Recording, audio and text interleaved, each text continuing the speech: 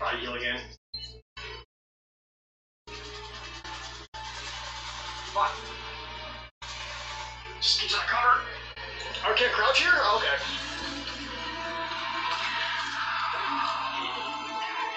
Fuck. Please. Y'all just give me a second.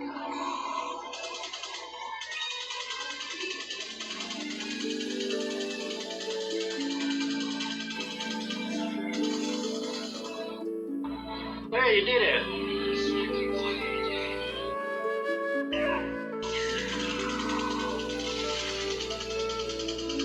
Oh, I'm like actually out of handgun bullets. Well, that's okay. Ah, what? Leon doesn't know how to use a minion gun? Oh, there's the switch. Well, fine. Hey, dude.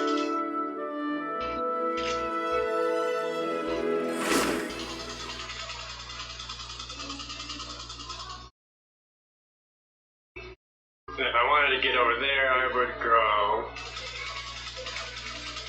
I hit both. I gotta hit both, right? And then the other one is like. I can't jump down? Really?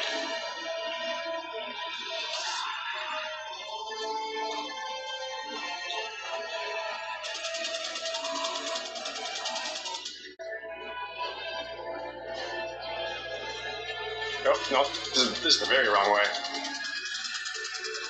Unless here? Isn't this where I started?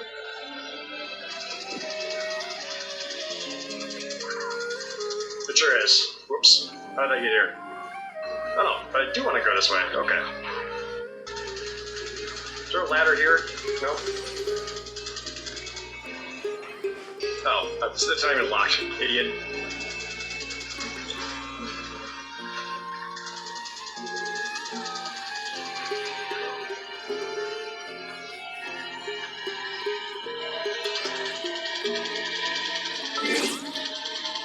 I want to be done with this section. Thank you. Alright. I can't believe how flawlessly I handled that whole situation. No, not this way. Ow. Fuck. Fuck. Never a bad time to pick up some money. No! Cutscene!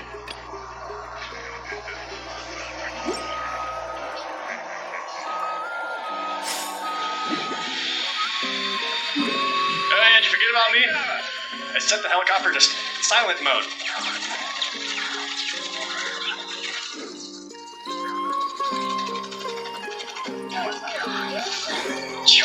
Yeah, this was about the time the Matrix came out. This would be a second Matrix movie.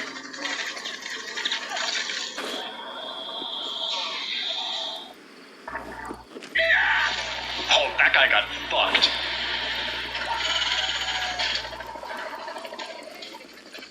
Thanks. When we get out of here, please run me. Yeah, hey, I know a good bar. What? I'm glad we... Mike! No, not Mike! I just now learned your name! Ah, I'm glad we stayed still to have a face-to-face conversation over our radios. Oh boy.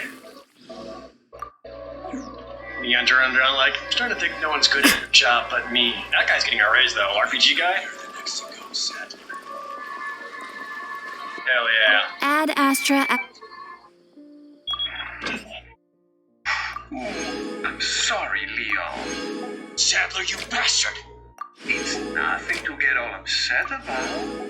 Don't tell me you've never swatted a bothersome fly. Is that a Metal Gear Solid reference? The same thing? What did you say? Insects' life doesn't compare to human lives. When you've acquired this power, you too will understand. Guess it's another good reason to get the parasite out of my body. Yeah. I wish you luck. Ah, fuck! No,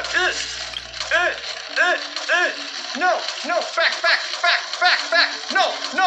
No! Fearless Leon, ready to take down Sadler.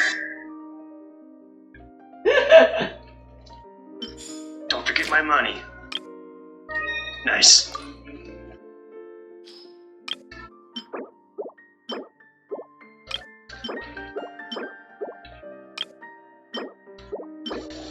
So you killed like 30 dudes. None of them had any cash in their pockets? Mike! Are you okay?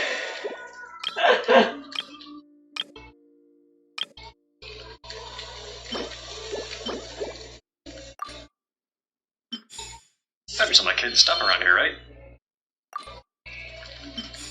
Wait. Even though there's rubble?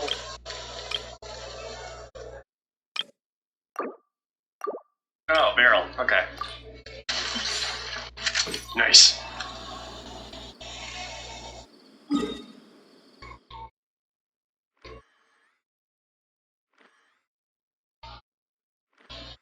Yeah, I guess not. Alright.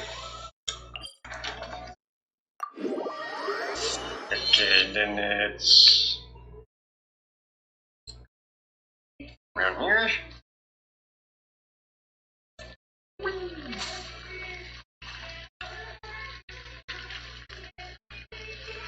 Ooh, more money? A pearl pendant? I think I've been in this room before.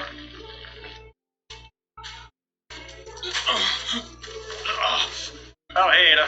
Leon. Good to see you. Yeah. Following behind me in the helicopter the whole time? Uh-oh.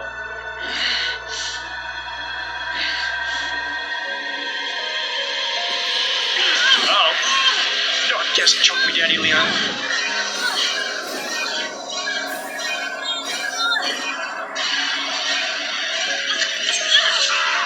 Oh, hey, she got a knife, just like he suggested she should. Well, that's cute. Sorry, Ada. Sorry.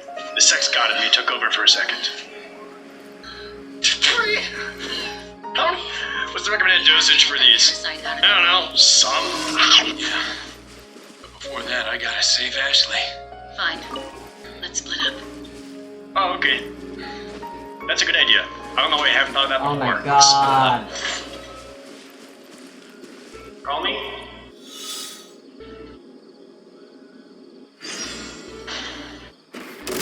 Ada! Yeah! Damn, she's fast. Lights out. By royal decree. Oh no. Oh no. Oh, Let's no. dance. Where am I gonna tie up one extra bullet? That's fine. Try till I'm dead. Why not there for a second? You can't run.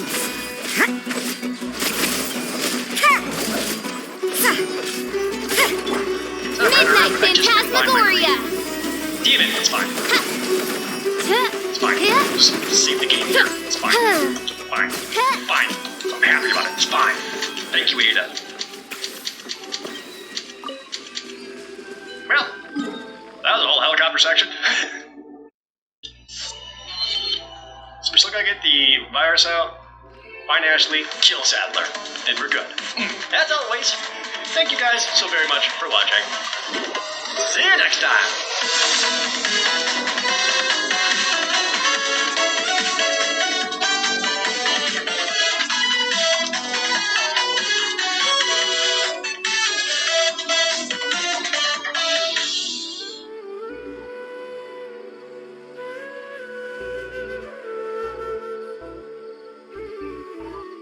I hear the voice of fate, speaking my name in humble supplication.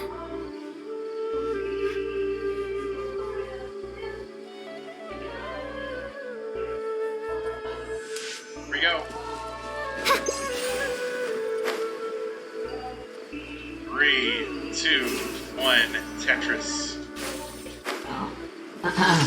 Boring light show. Fun. Might have to refresh Armstrong. So, pardon the flashbang.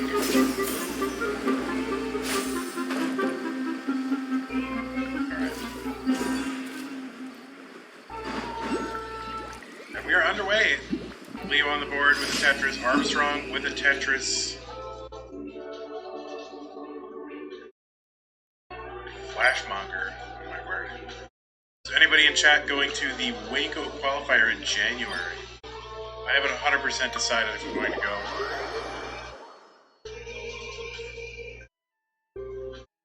I need to It's get really, Dendro completed it's like, before like the hotel rooms are, it's Waco. Like, why is it so expensive? the Hydro Nation comes out.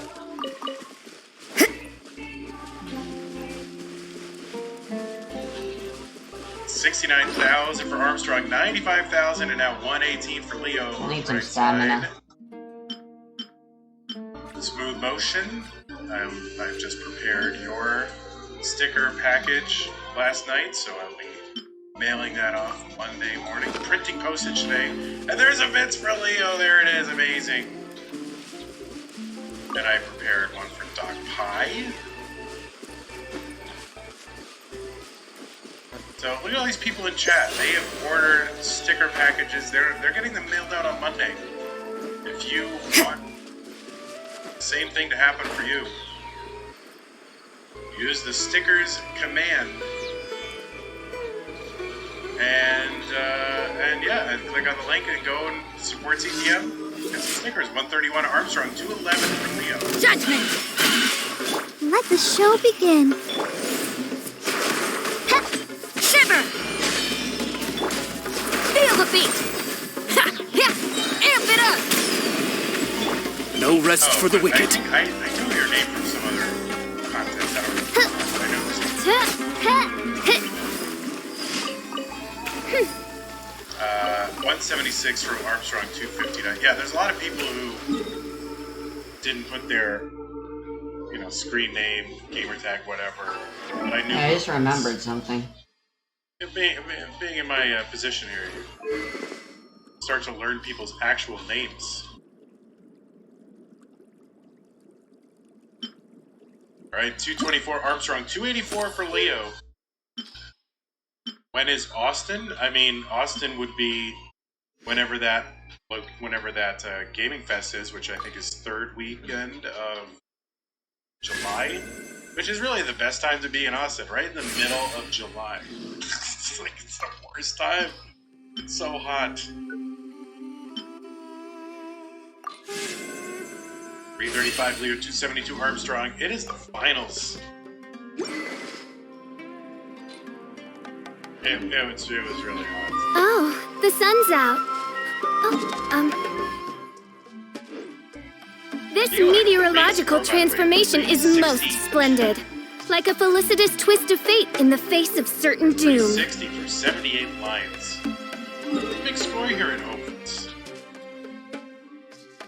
Ends up having to take. Adorable. Anyway, it looks like it was the right call. A little squirrely.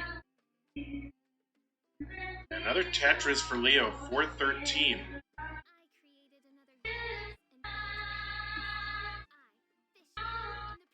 Oh, we can all go to Colin's aunt's house. Hang out in the... Oh, you want to get Tumble 22? I set Tumble... Oh, look at that. That's Jasmine for Leo. Oh my word. I've discovered... Kingsman, I've just discovered Leo. I've discovered... Look at that. I've discovered... You can't run! Seen his potential. I've discovered... As you wish, main Fräulein. 31 for Leo. He's sitting here playing right in front of, 50 people. But I've discovered. I went all the way to Bulgaria. Judgment! Oz, reveal thyself! What trinkets lie veiled within this desolate plain? How the hell are you special still dealing so much electro damage? Tetris Yeah. 527. Let's dance! It's kind of a nano quality stack.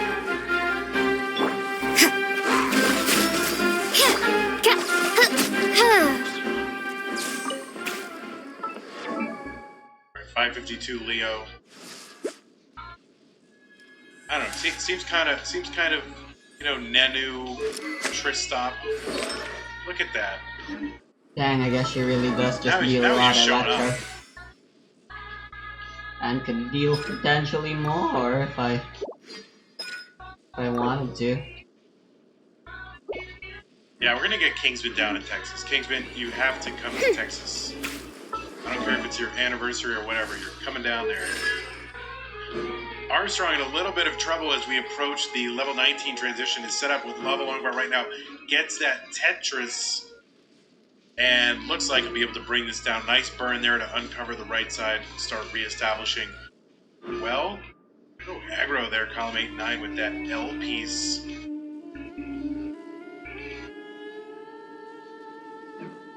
Getting Kingsman will melt in Texas? Maybe. It's good. I haven't melted it, obviously. Or maybe I have. 603 or for Armstrong on 20. 661 for Leo. So huge paces. These individuals. Here in the open circuits.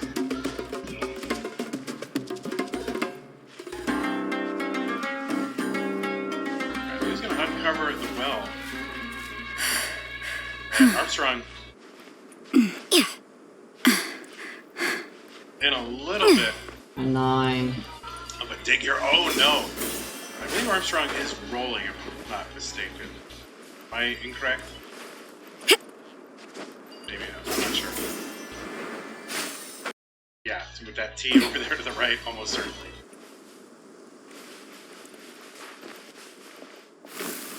Alright, 646 Armstrong still digging that JP's going really good. Bring the stack down. Yeah, Leo, I definitely get shades of Nanu. You said, oh, this is a Nanu game? Like, I didn't know who it was. I said, okay, I believe it. And Armstrong going to dig right back down to the bottom, 692, so it's back by about 106,000 points.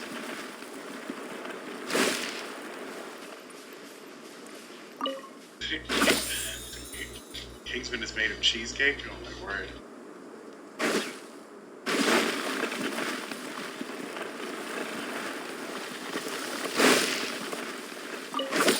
And Armstrong with that square. This is so problematic for Armstrong. And Armstrong not going to survive here. Going to top out level 25 and 724. Leo is good. Leo really encountering his first difficulty of the game here. Probably fortunate for Leo that Armstrong did top out. I think Leo is headed that way, and Armstrong certainly going to chase that down. Punishment! GG's. By royal decree! Let the show begin. Time to start game 2. Time to rock! Really? 3, 2, 1. You can't run! I mean, it's kind of silly, but we have to go. I mean, I'm Shadow back, Raven! I'm back on Black the Knight wagon. Fall! I mean, as it was today. But Pyrotechnics! to go to Tumble 22 Ready, and steady, last night, as they do a sandwich of the month, we had the sandwich. Odds reveal! Chicken sandwich. Judgment! Thanksgiving theme, you know, it's like, it's embarrassing to talk about. Like, because it's like, oh man, do I really need to have that? But I mean, it was a I'm ashamed actually to There be are a few describing interesting the sandwich. trinkets here. Why can I not have it? But, so it was a chicken sandwich, like a fried chicken, you know, paillard or whatever. Armstrong gets a Tetris, by the way. Leo, 94,000 through 20. And it had stuffing on it, cranberry mayo, and it was like some sort of spicy element as well. So it was kind of Thanksgiving themed. And, you know, it was fairly hot, but not super hot. But it was delicious. It was great. And it was at Tumble 22. We just were there last night.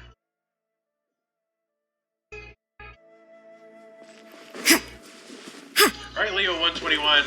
Armstrong with a Tetris 83,000.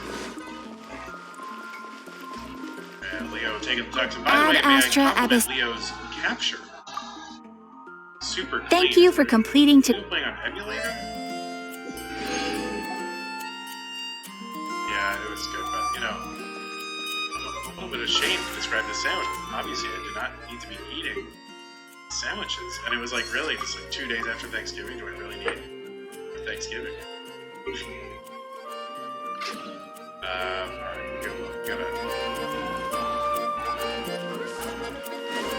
back to the Tetris here. 2,000 point separator of players. Leo gonna take that Tetris.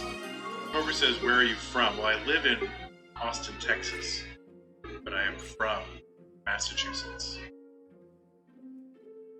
and I've lived in Wisconsin and Las Vegas as well.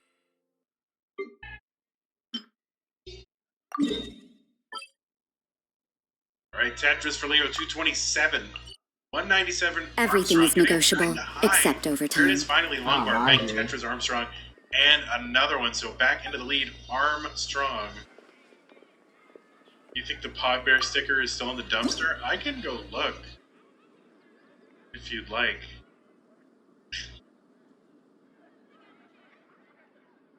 I gotta get more of those Pogbears made. I sent, for some of the people who I haven't seen at a live event, I included a couple of bonus stickers for some people. If I didn't recognize them, I don't know if it was a live event, so I'm all out of Pogbear stickers.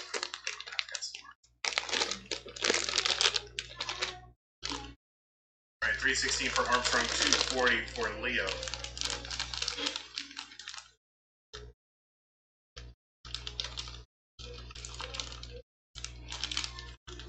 Colin asking, why does so much Tetris live in Texas?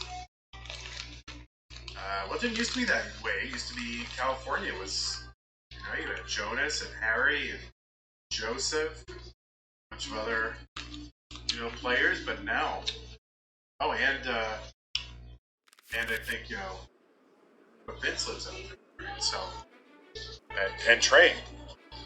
A lot of it was centered there, but, ever since, the new era, Dog and Andy and Fractal, and I guess technically we have Miles now. 396 for Armstrong, 318 for Leo. And of course, Doc I.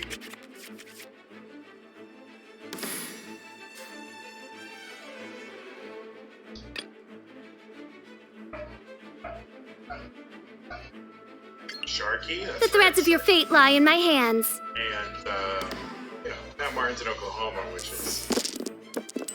They don't want to. Kind of like the Canada, Texas.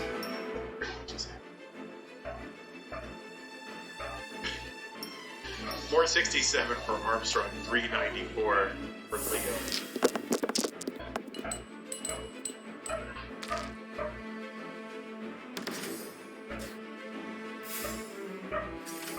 Yeah, that was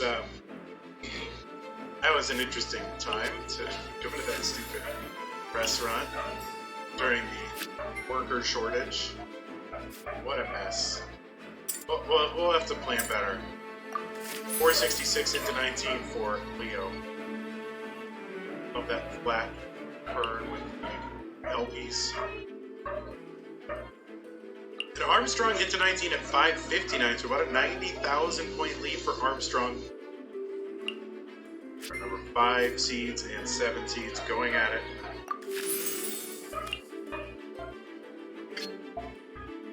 You still have 8 Pogbear stickers? Oh my word.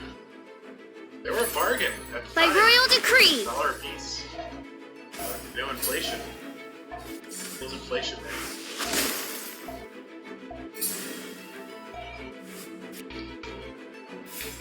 You want the Pogbear sticker? Well, I'll make a new batch of them. And we'll probably include some in our next sticker dump. But maybe I can do it. Variation. Because some people already have them. I don't want to put them out there. People are paying for stickers. Animo test 6308. Yeah. There's a lot of them. So we'll do a variation. 663 for Armstrong, 595 for Leo.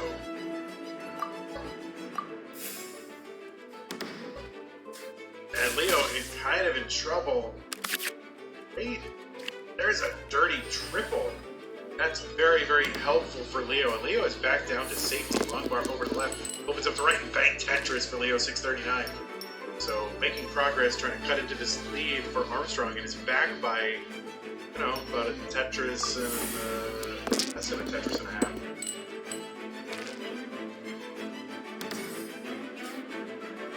Armstrong square left. You see a lot of people trying to fling squares left, leading to problems. Armstrong going to top out again. That square left, I think kind of missed a 5 tap. Getting that square on the left. Just wasn't able to do it fast enough.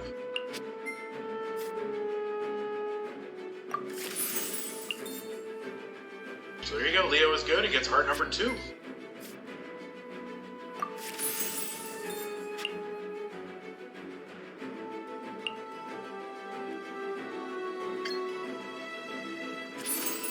Stand clear.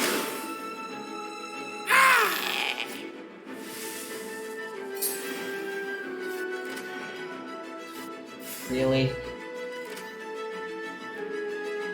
And Leo's ready, so let's go. It is game 3. Leo up 2 games to none over Armstrong. 3, 2, 1, Tetris.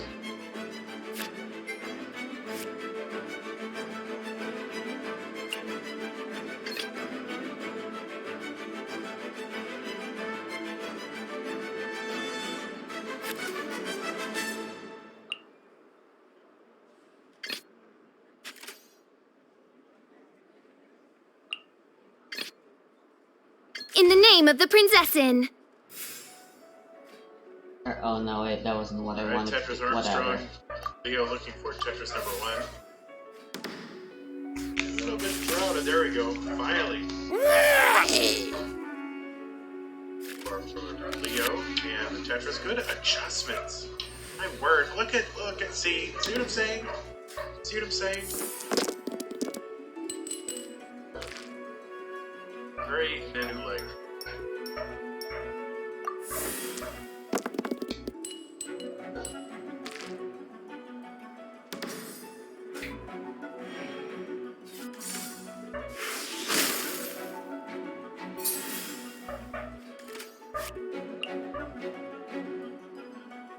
A lot of work to do today. I've got shipping, CTM stuff to do. I got to prepare for Masters finals, which is 6.5 hours from now.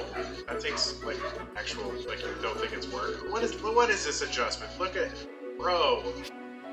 Come on, Leo. Amazing. 122. No rest for the wicked. Leo 145. What is happening?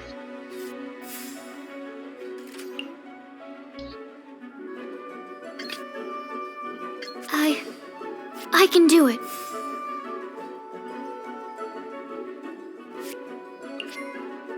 Yeah, the Bulgarian Nenu. Alright, Tetris for Leo 172. Enhanced Panama Module 75. 209.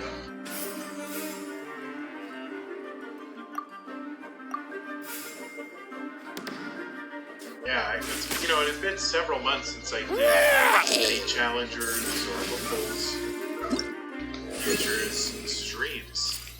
And, you know, I'm coming back basically because we can't afford to pay all the restreams. So I have to do some of the work myself. So I'm loving it. I'm enjoying being, I don't want to say down here. I mean, up, relative to me, up here. Enjoying doing these broadcasts a lot. Oh, and I missed you. Of course, yes, because I missed you. 303 for Armstrong, 209 for Leo.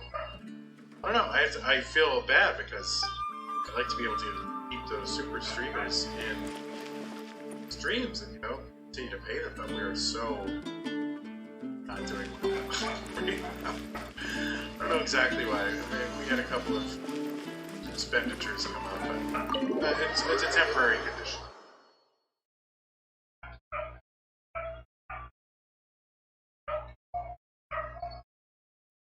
I'm gonna blame Joe Biden.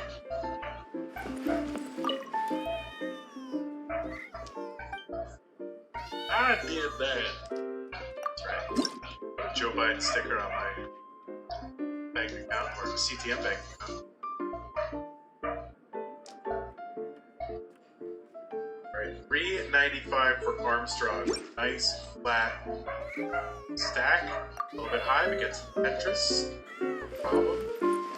And another Tetris, Armstrong. $4.41. I know. So silly. Everybody's so silly. Politics.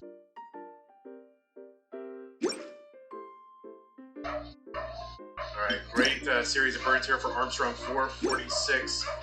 Up by about 93,000. For Leo. Simul Tetrises.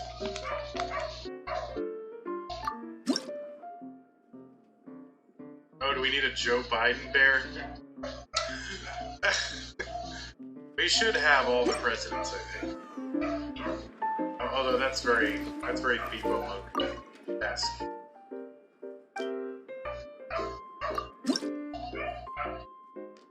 Okay, I guess everyone's like this.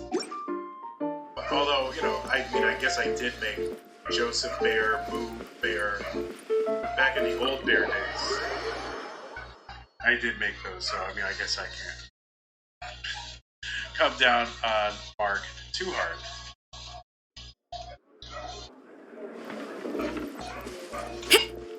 Alright, Armstrong 552, so up by about 80,000 points. Doesn't like his stack there, gonna have to waste a long bar uncovering the well, but gets another one for the Tetris. 576, I've discovered these two players. They just so happen to be playing in the finals of Hopefuls as top 64 players, and I discovered them. Nobody knew where they were. 625 transition for Armstrong, and Tetris 502 transition for Leo.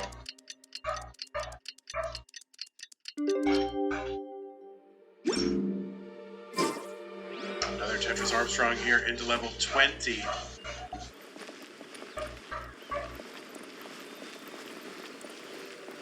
Oh wow! All right, gets that long bar over for the Tetris, and there you go. Armstrong gonna uncover. All right, take that burn with the O and then the J. All right, is Tetris ready again? And building out that lead is now up about 100. Bruh. Leo's gonna Tetris, so about 150,000 points or so. And another Tetris for Armstrong, 764.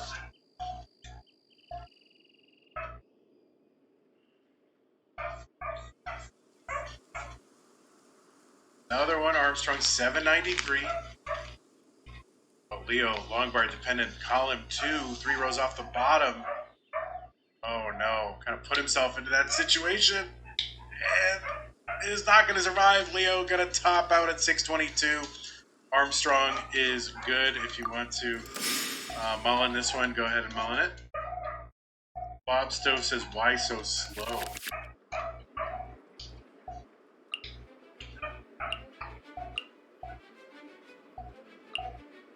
Why so slow?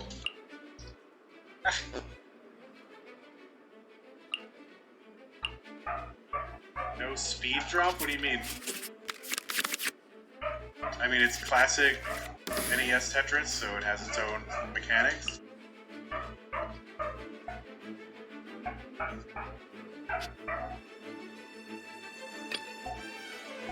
The threads of your fate lie in my hands.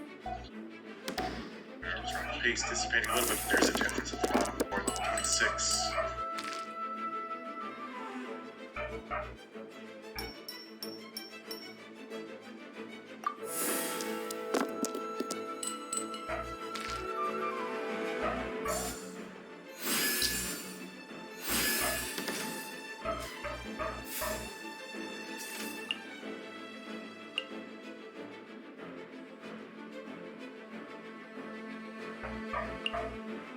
Yeah, Bob Stowe.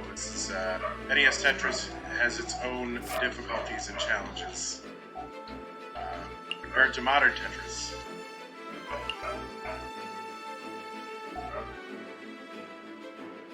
Armstrong with the max out. I haven't seen. I wonder what Armstrong could do. It's 29. Oh no! That long bar into column 2. And yeah, RNG just sometimes give it, sometimes. Oz, reveal thyself! Game 4. 3, 2, 1, Special Tetris. doesn't seem that great of a character. I think if her skill costed 1 less energy, or at least replaced the it turned it into 2 electro and 1 neutral.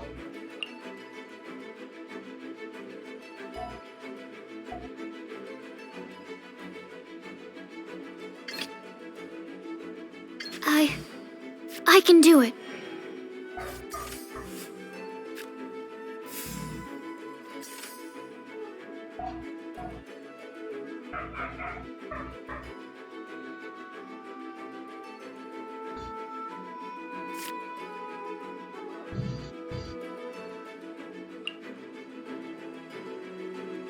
Armstrong with a couple of Tetrises. Leo with a couple of Tetrises. We are underway.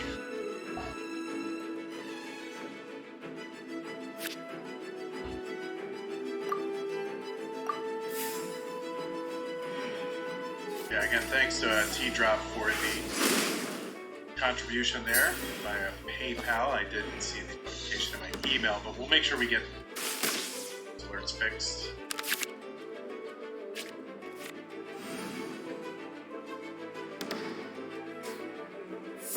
$117 for Leo. There's another Tetris. 140 through 28. Good. And another Tetris for Leo. Oh no, kind of an early shift there for Leo. Fortunate. End up having to take, 1 burn. And we'll take a triple here, so there you go. Now you just got a regular old Tetris game.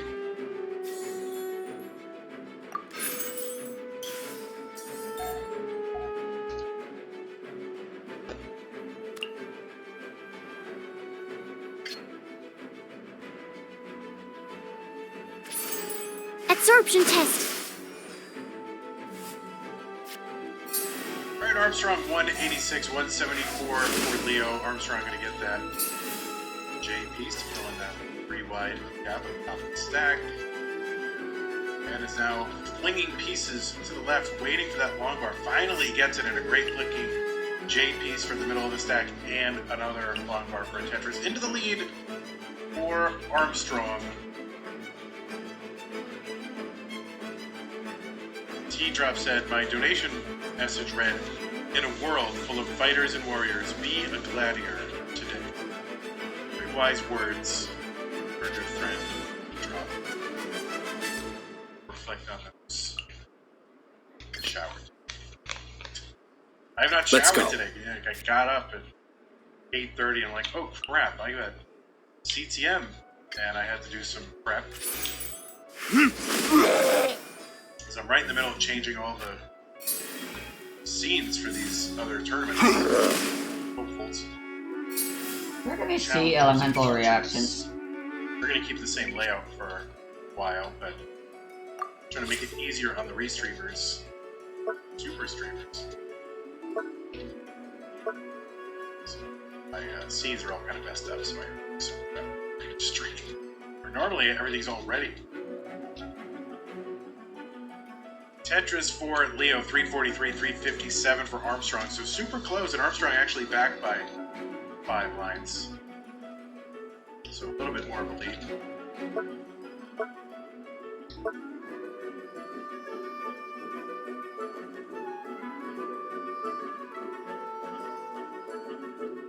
Oh.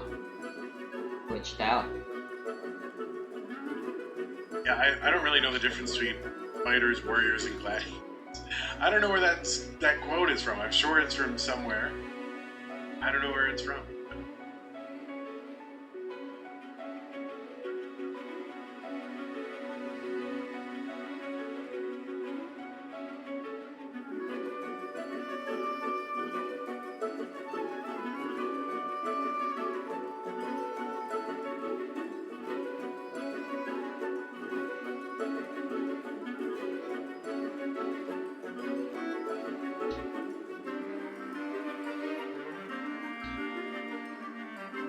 Alright, 475 for Armstrong. Tetris, and here's 460 for Leo.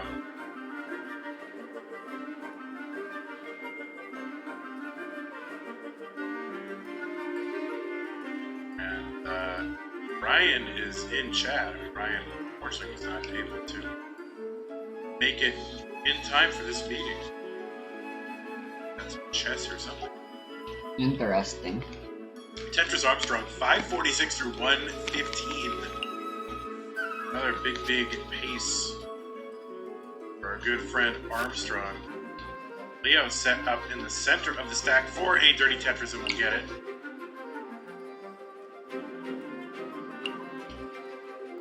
T-drop originating this quote. It's very profound.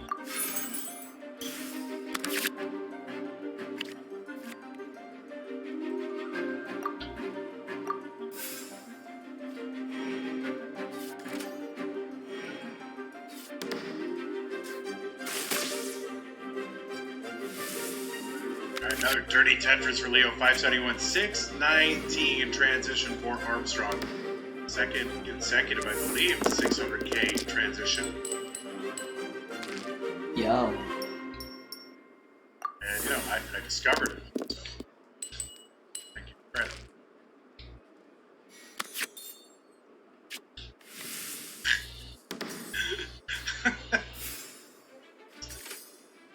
All right, 695 for Armstrong, 604 for Leo, 21, 17,000 point lead.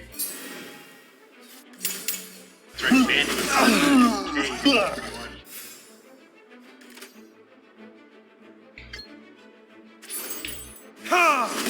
Go, Leo with the Tetris ready, gets the Tetris.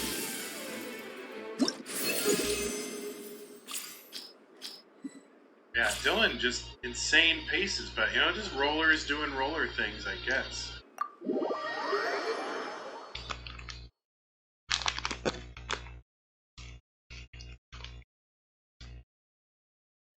I mean, I will say this. See, Kingsman saying, oh, I discovered someone, they're going to be the next big thing, baby, or whatever. And, you know, obviously you see, like, okay, this person's on the rise, and maybe just kind of that confidence that someone shows in you, just that somebody's... I'm sure there's someone out there who's already fought Timmy somehow. Maybe that does help that person. So maybe there is something to this. You know, I discovered someone, I believe they're going to blow up. Maybe it's a nice thing to do for someone. Give them a confidence boost. 936 here for Armstrong, gonna hang that long bar on column 9, gets one over. Oh my word, that could have been disastrous. 970 Armstrong, 886 for Leo.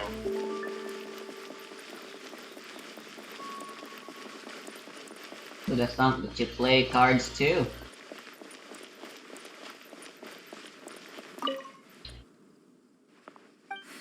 And Leo, there we go, with a Tetris, only 33,000 points behind. And Dylan's board messed up. That T is going to work great.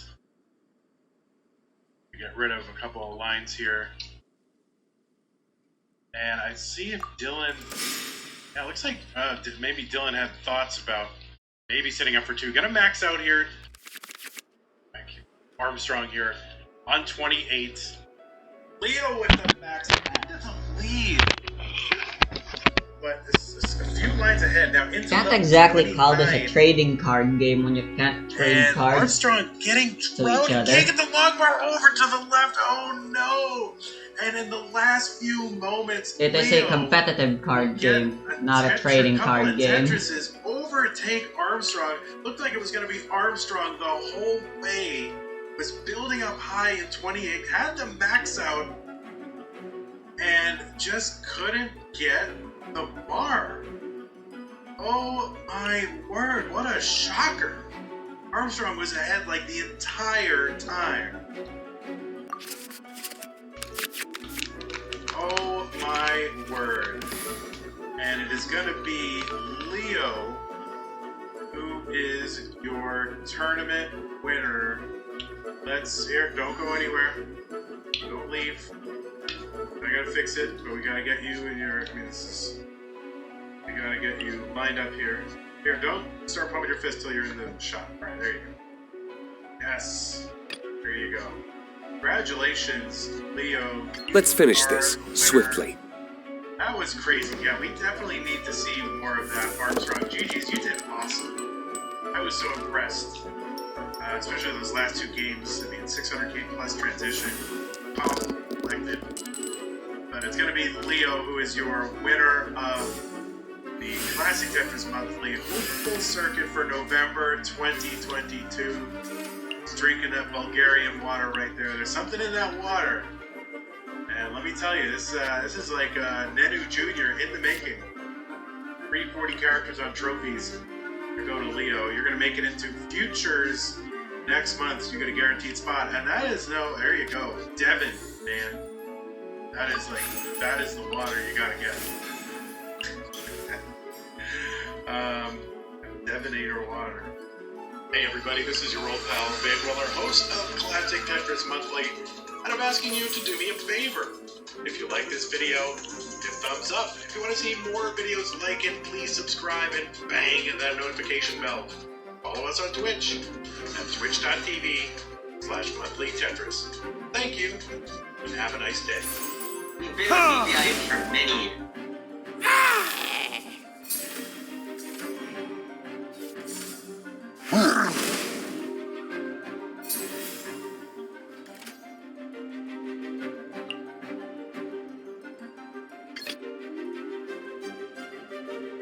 In the name of the Prinzessin.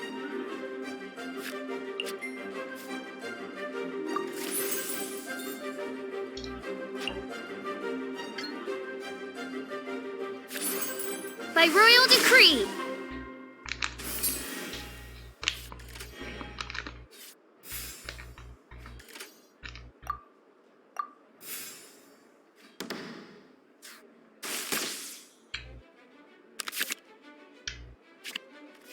Ladies and gentlemen, what do you get when the unstoppable force collides with the immovable object?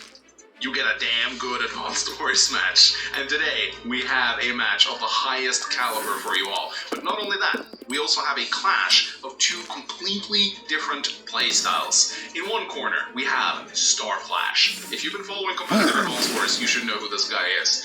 One of the most aggressive Advanced Wars players in the world. He loves to attack into his opponent. He's super aggressive. He doesn't just wait for things to happen. He makes them happen.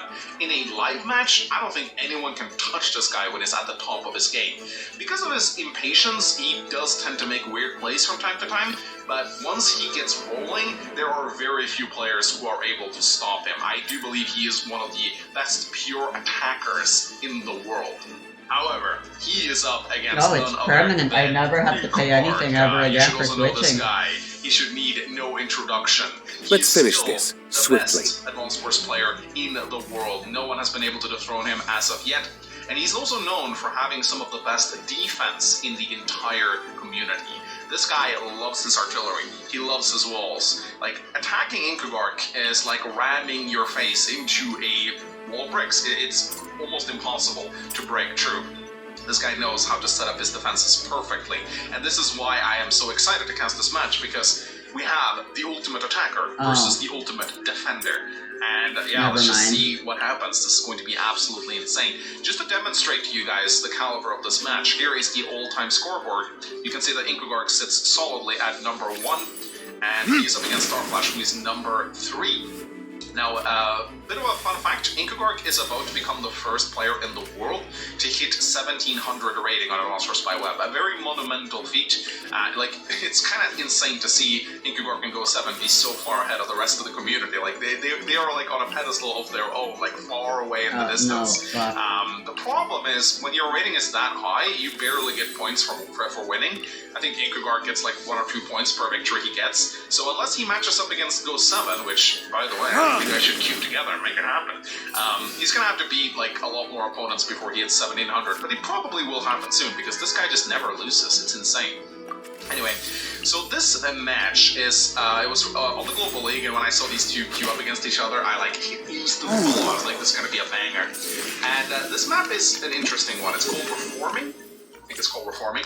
I always link to my maps in the video description if you guys gonna check them out on the website, but this is a Global League fog map, and it is a very weird one. A lot of people really struggle with this particular map because there's so many wacky openers you can do. It is a 2-base map, but there are 2 airports, so battlecopters are going to be very strong here.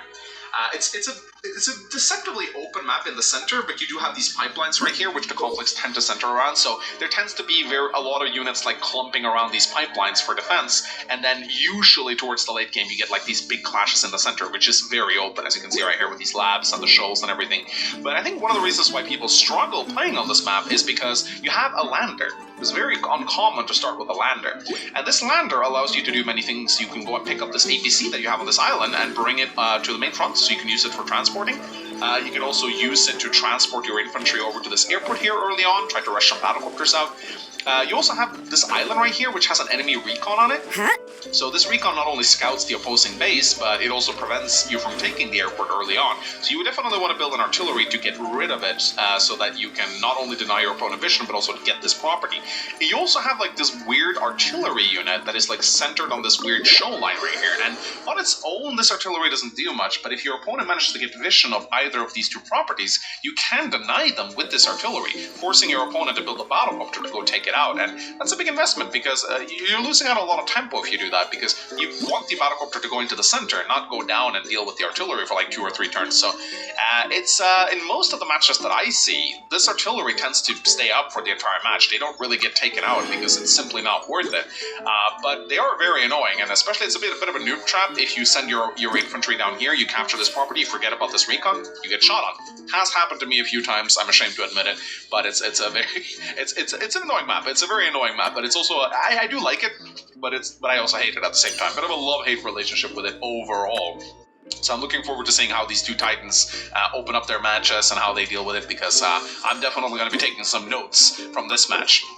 However, one very strange thing about this particular matchup is that it seems like Starflash and Inkugark decided to play opposite day. Either that or they traded their favorite COs, because I expected to see Starflash pick Jess and Inkugark pick Jake, because Starflash loves aggression. He loves picking Jess. He was one of the people who convinced me of how decent Jess was to begin with. I made an entire video on how underrated I think she is in the Global League.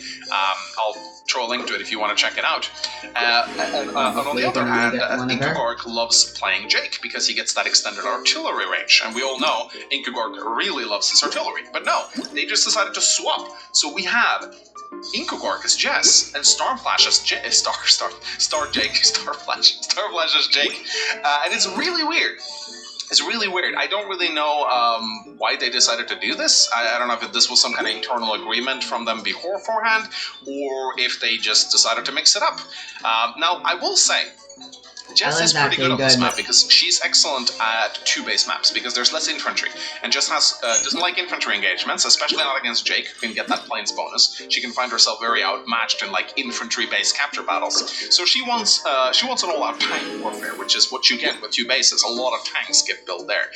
However, there's also 2 airports on the map, and while Jess's battlecopters aren't bad, they're not great either. They get a 10% reduction in their firepower, which means that like it does add up over the course of a match, and especially against Jake, who does get that plains bonus on his battlecopters. He definitely is a better battlecopter commander than Jess, but still, I do think that Inkugark made a wise choice in picking Jess for this map, because it is a 2-based fog match, which is where Jess shines. And of course, her turbocharged normal power, I kind of overstate how good this is. Like, compared to Jake's normal power beatdown, it is so much better. Beatdown is absolute crap. You never want to pop this. Blockrock is very good, but Jess has the advantage in that she has a lot more flexibility. She can use turbocharge for a very good push in the early game, or just a small push in the mid game, or she can chain them up and get 2 consecutive turbocharges in a row. That can be done.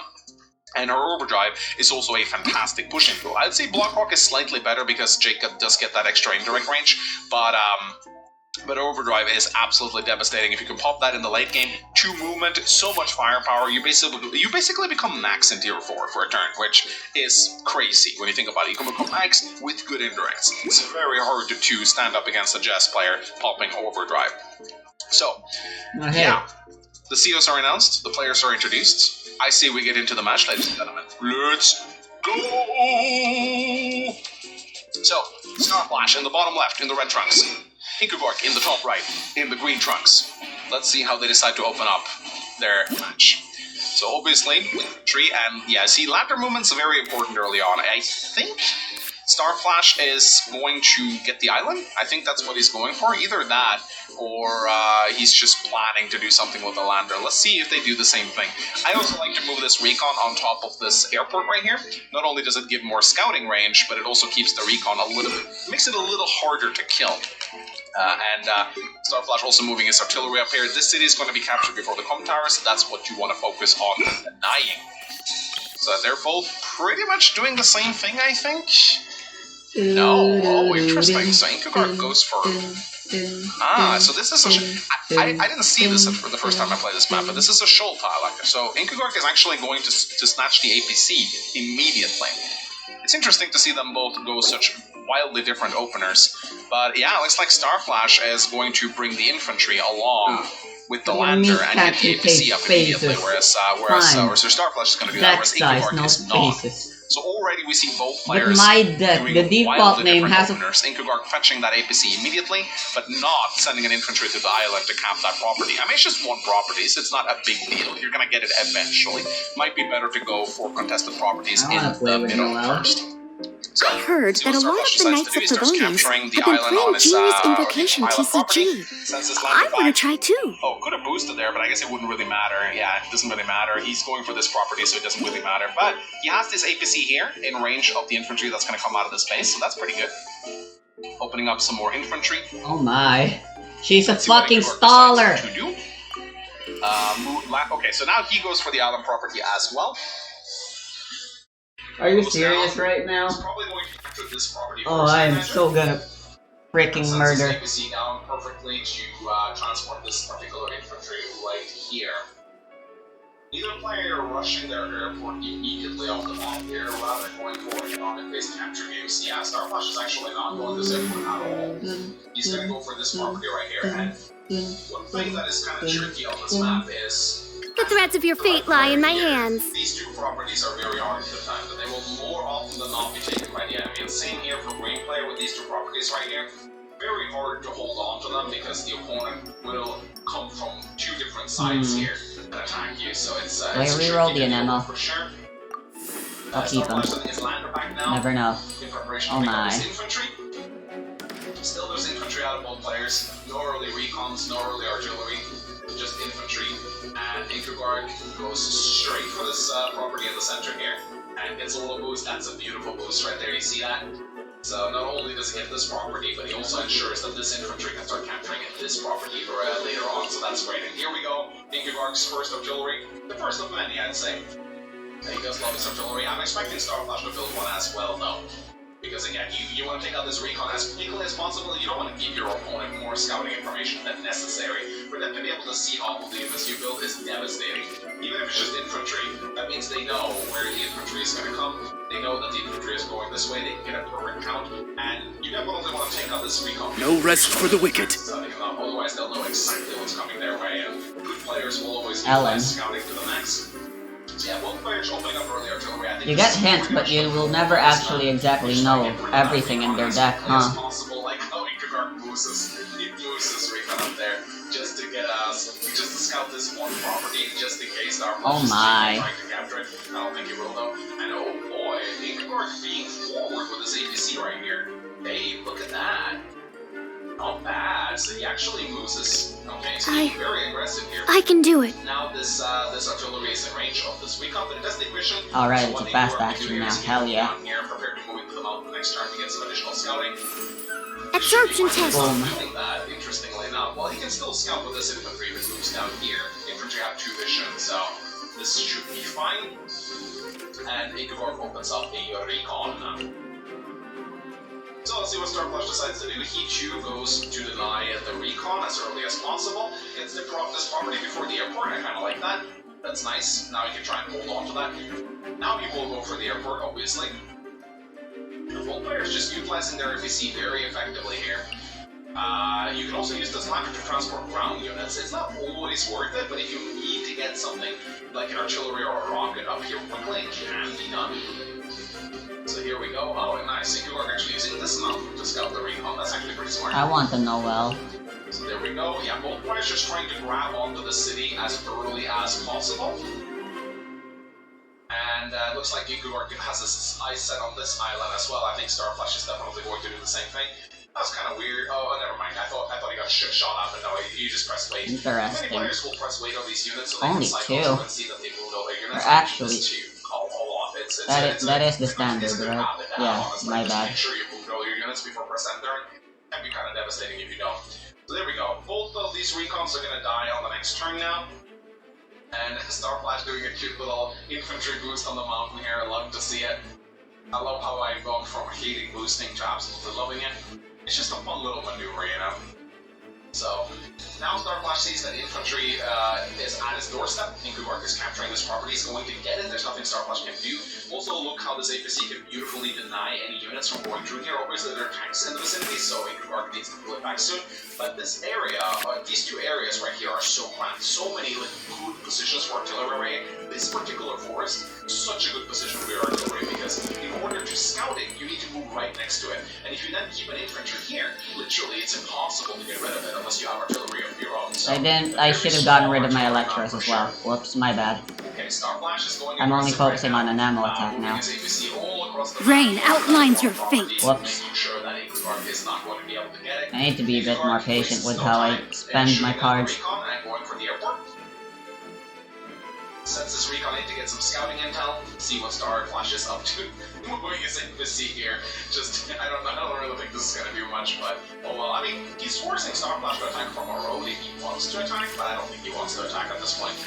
But of course, shift one energy from at most two of your characters on standby to your active character. Ah, yeah. Here or if they're pushing here. You want to try and see where they are, and then you want to pawn switch to whatever side the action is taking place on. Otherwise, you're just going to get overrun. Tank and recon out from Ingvar right here. Moving his recon down just to get some scouting info, but he knows that thing is dead next turn. Enhanced Animal Module 75! Starflash takes out the recon, starts camping. So here's where things can get a little dangerous. If your opponent gets a recon closer to the comm tower, they can move this artillery down here and start denying it, which is very annoying. And you may notice that Starflash does not have his airport yet, so he does not have battle fortress in place to deny this. But he does have the airport down in the south, though, and he can start building battle bunkers from there on out. So you do need to get anti-air out at some point. Absorption test. Not neglected for too long. Starflash moves his embassy up So north. annoying. Uses it to block off. He's gonna try and get this property. It's gonna be tough though. You switched. Both a recon That and was a your position worst for this. mistake. So both players just healing each other out, trying to figure out where the other opponent is going to apply their pressure. And in comes Ingvar with his tank. Takes a good shot at the APC. I believe that's a dead APC. Yep. So Starflash loses his APC right now and gets an interrupt though. So Ingvar actually being uncharacteristically aggressive here in the early moments of the match. He's going hard in on Starflash. Very unusual to see him play this way. He likes to hunker down behind his artillery and let the enemy come in, but maybe he knows that he's up against Starflash, so maybe he should just apply the pressure right away. Do not let Starflash get going. Only Pyro matters. Could be his game plan right here. Starflash goes for the comm tower. Will he be able to get it? We'll find out. I got the two Electro back anyway. Right here. I don't think there's a chance for Jess to one-shot this without a comm tower, sadly. But thanks to the light damage from the infantry, Starflash is able to pick up the recon, which is a very nice pickup, and he's also bringing in his own artillery right now to help the man. It's a good shot on the Jess infantry there. Against Jess, you want to take as many infantry engagements as you can. Exploit her weakness, make it into an infantry. Wait, I didn't. Oh my god, Don't let her get the tank warfare. Let's finish this swiftly. Both players going for like comm towers. We'll see if there'll be any interruption going on. Wow, yeah, Ingvar going hard in here. I didn't He's switch not first, sitting my on bad. He's taking the fight to Starflash right now. He's taking the fight to Starflash. Both players players still fixating on playing their area. It's actually spread out pretty evenly. Where She died anyway, so she was gonna switch out So I anyway. have a feeling Starflash is probably going to attack. Huh? Early on in the north side. That seems to be his strategy. We'll see if that's actually going to be something that he follows up with. Inkugard now opening up double Empire. He knows there's going to be a lot of battlecruisers coming out very soon. With two airports on the map and up against Jake, who has very decent battlecruisers, you want to be prepared and get those Empire My out goodness. as quickly as possible. You can't just react. She's gonna get so many resources. I need to end this soon. So, Starflash captures the com tower. And he's moving his artillery into position right now. Does Inkugard spot it? Yes, he does. This tank right here. So now Inkugard knows there's an artillery here. He can plan accordingly. Yeah, for now I can keep focusing on higher out. Nice little wall around Let's that change all of infantry. these, they suck. Double tank from Starflash. We know what that means. He's gonna eat. He's going into eating mode, ladies and gentlemen. But Inkugard, slowly inching down on the south side here with a pretty devastating attack. He doesn't know, probably, that Starflash hardly has anything around here. Just a skeleton crew guarding the airport. The airport is actually wide open, and Inkugard has an Empire that he'll probably move in with the rest of the forces to take down that airport, and that is going to be very scary for Starflash. He could end up losing his I have taught you everything I know. Starflash is gathered here. Oh. This means that a very Oh, devastating I should have attack is expected coming that. here. And Inkugard knows this. There we go. We get the trademark Inkugard artillery position. Steady as stone. Impossible to break through. You cannot break through here. Not unless you got a medium or neo tank. If you don't have That's that fine. during daytime, it's not impossible. So again, Inkugard knows this. He knows how to set up walls. Will Starflash still attack into the wall though? We'll see.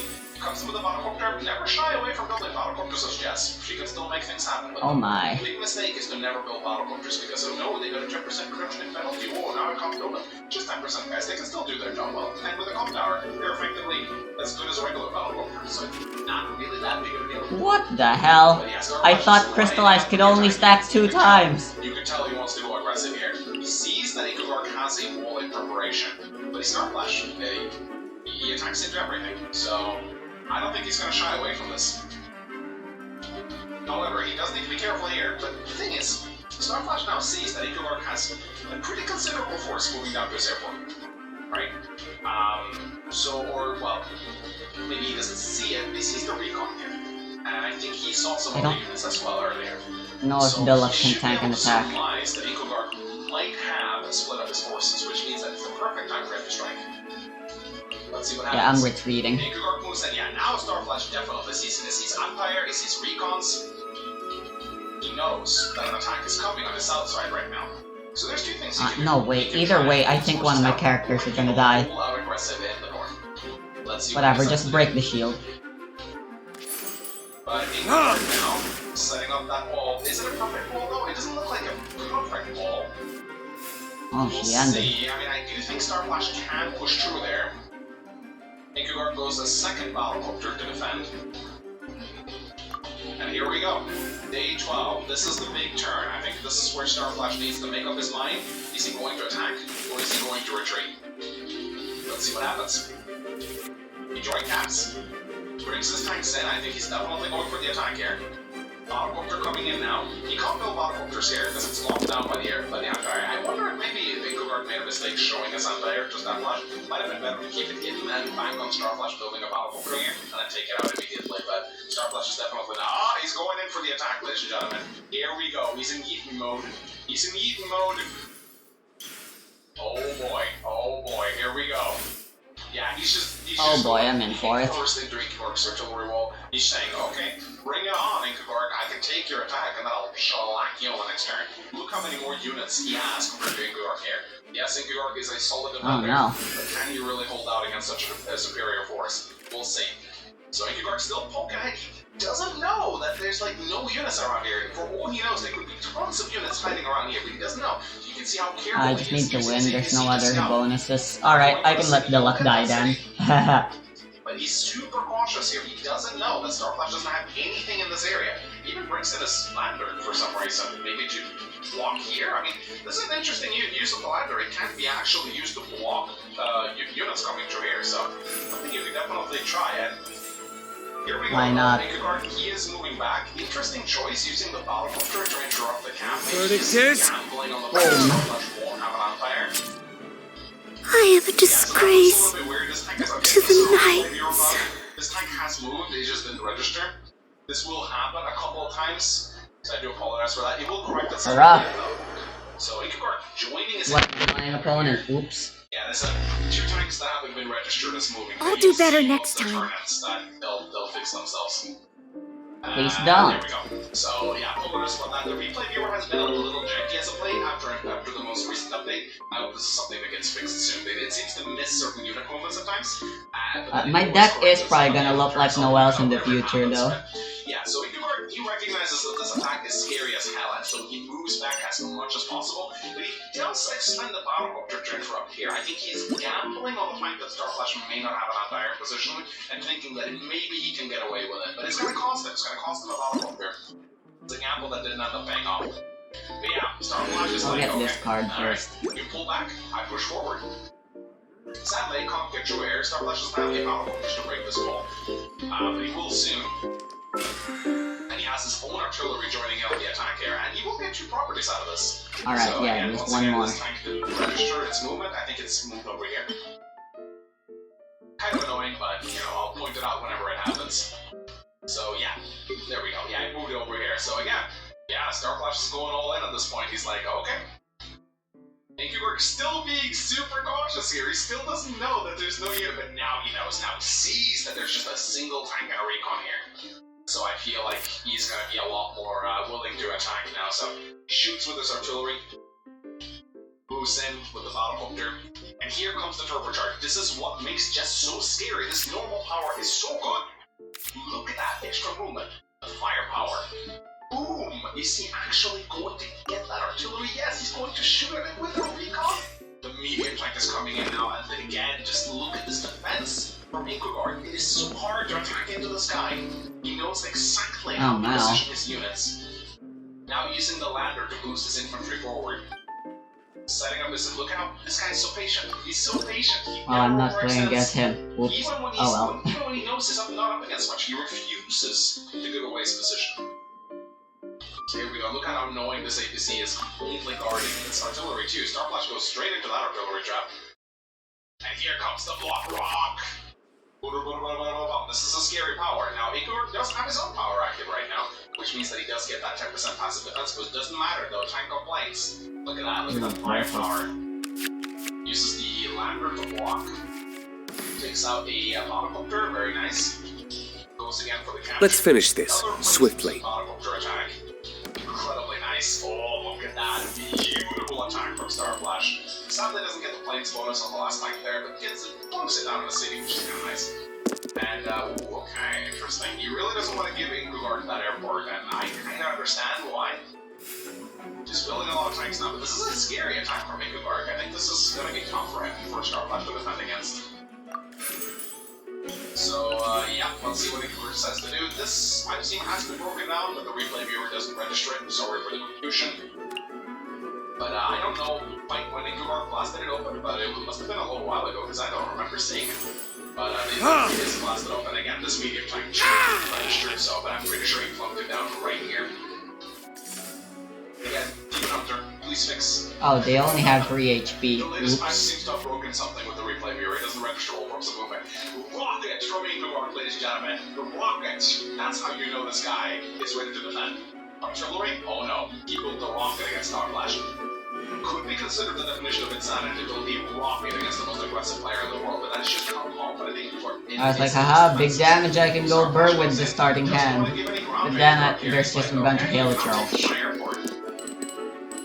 He has a smaller force, but he's moving in with a lot of reinforcements. It seems like he'll be able to push back this attack right here. In fact, I'd say Starflash is looking like he's in a pretty good position right now. He was even able to salvage his artillery to send that back for repairs right now, which is pretty nice. So that works. And again, once again, using the lander to block this time, it's a genius. A very, very clever use of the lander. I have never thought about using the lander this way before. I've always used it to transport infantry, but using the lander to cut off this avenue of attack is genius. And it looks like the pipe seam finally updated, so that's nice. That's less confusing. I don't know if this pipe seam has been broken down yet. It seems like the replay viewer skips attacks against it. One shots.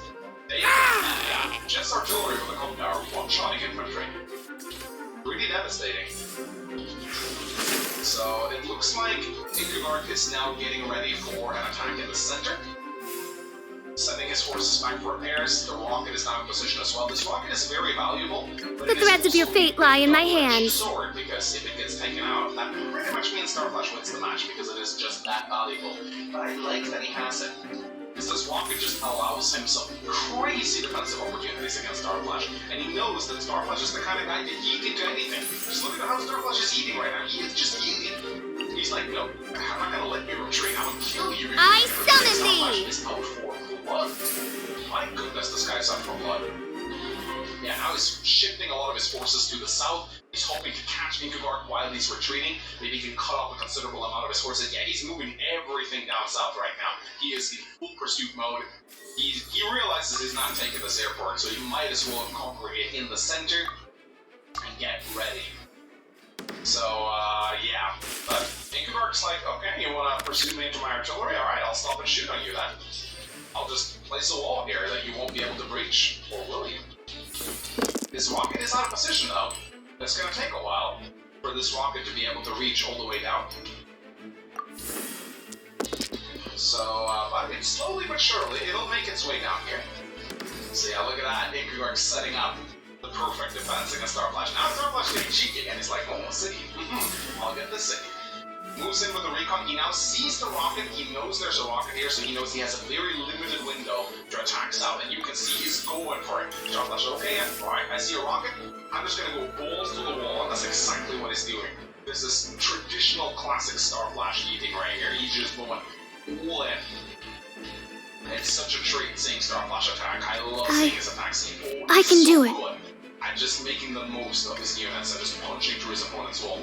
But Ingvar is not I should have attacked first before switching. Fuck. Go on to the center, surrendering all these properties. Ingvar will do no such thing. In fact, he'll answer with a Now I can't swirl. Oh well. Absorption test. Still win anyway. He knows that if he resigns this part of the map right here, he knows that he's done for. He knows that Starflash will capture 2 to 3 properties from him, and he'll have a huge advantage. He even leaves an artillery convenient in this forest, just in case Starflash decides to do something cheeky. Stand clear. Rocket's still a little bit out of position, but So when there's 2 characters, I keep forgetting which one is the active character. Continue his attack. He sees that Ingvar Apart from this position being different, there should definitely be some kind of other indicator. Deal with this at the moment, so this is a scary attack. He attacks with his artillery, now he's Starflash like, okay, well, I don't care.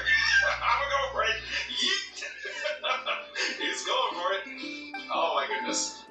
Ultimate attacker versus ultimate defender right here. He doesn't care.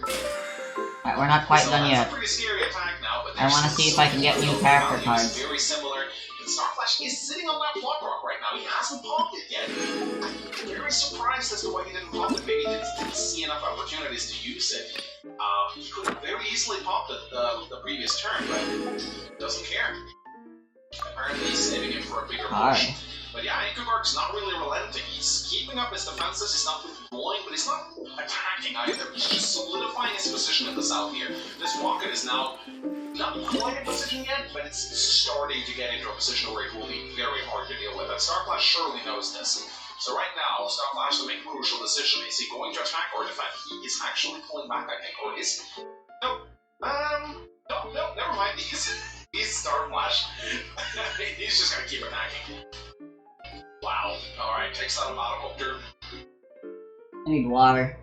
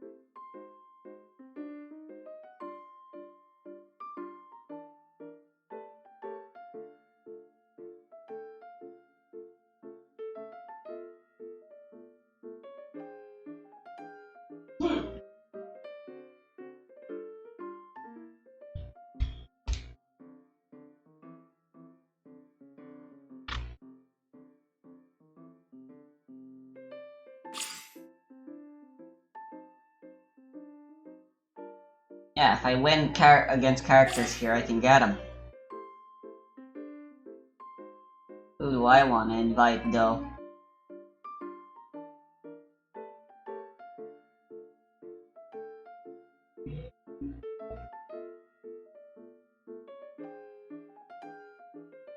Is there a way for me to know? Oh, yes, I can.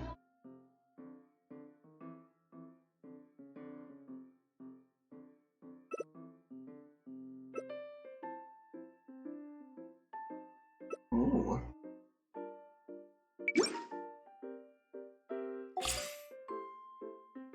A healer might be nice with Barbara.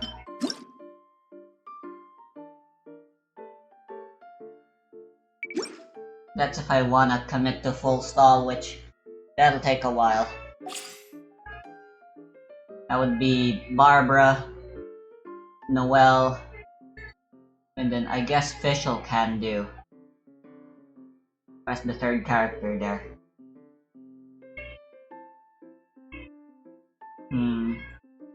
I could get Yoimiya for the memes.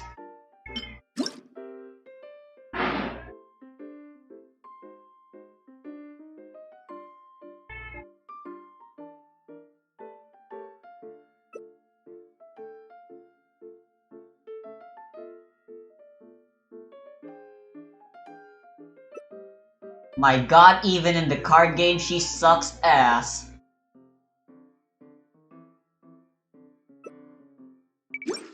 What the hell? Why? She sucks ass!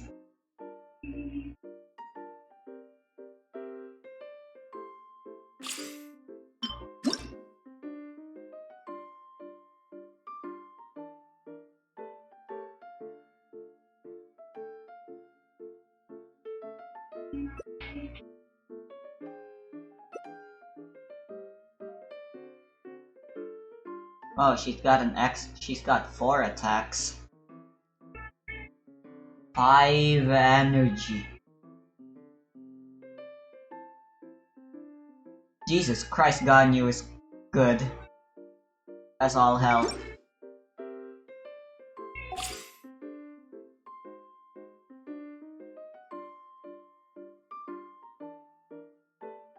Alright, yeah, I'm gonna go get that stalling team, baby.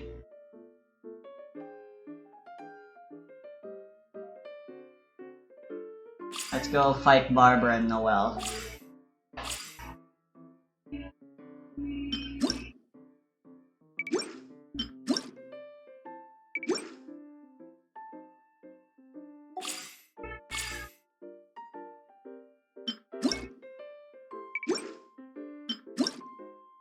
Less than 6 rounds, and at least 1 character survives. I can do that.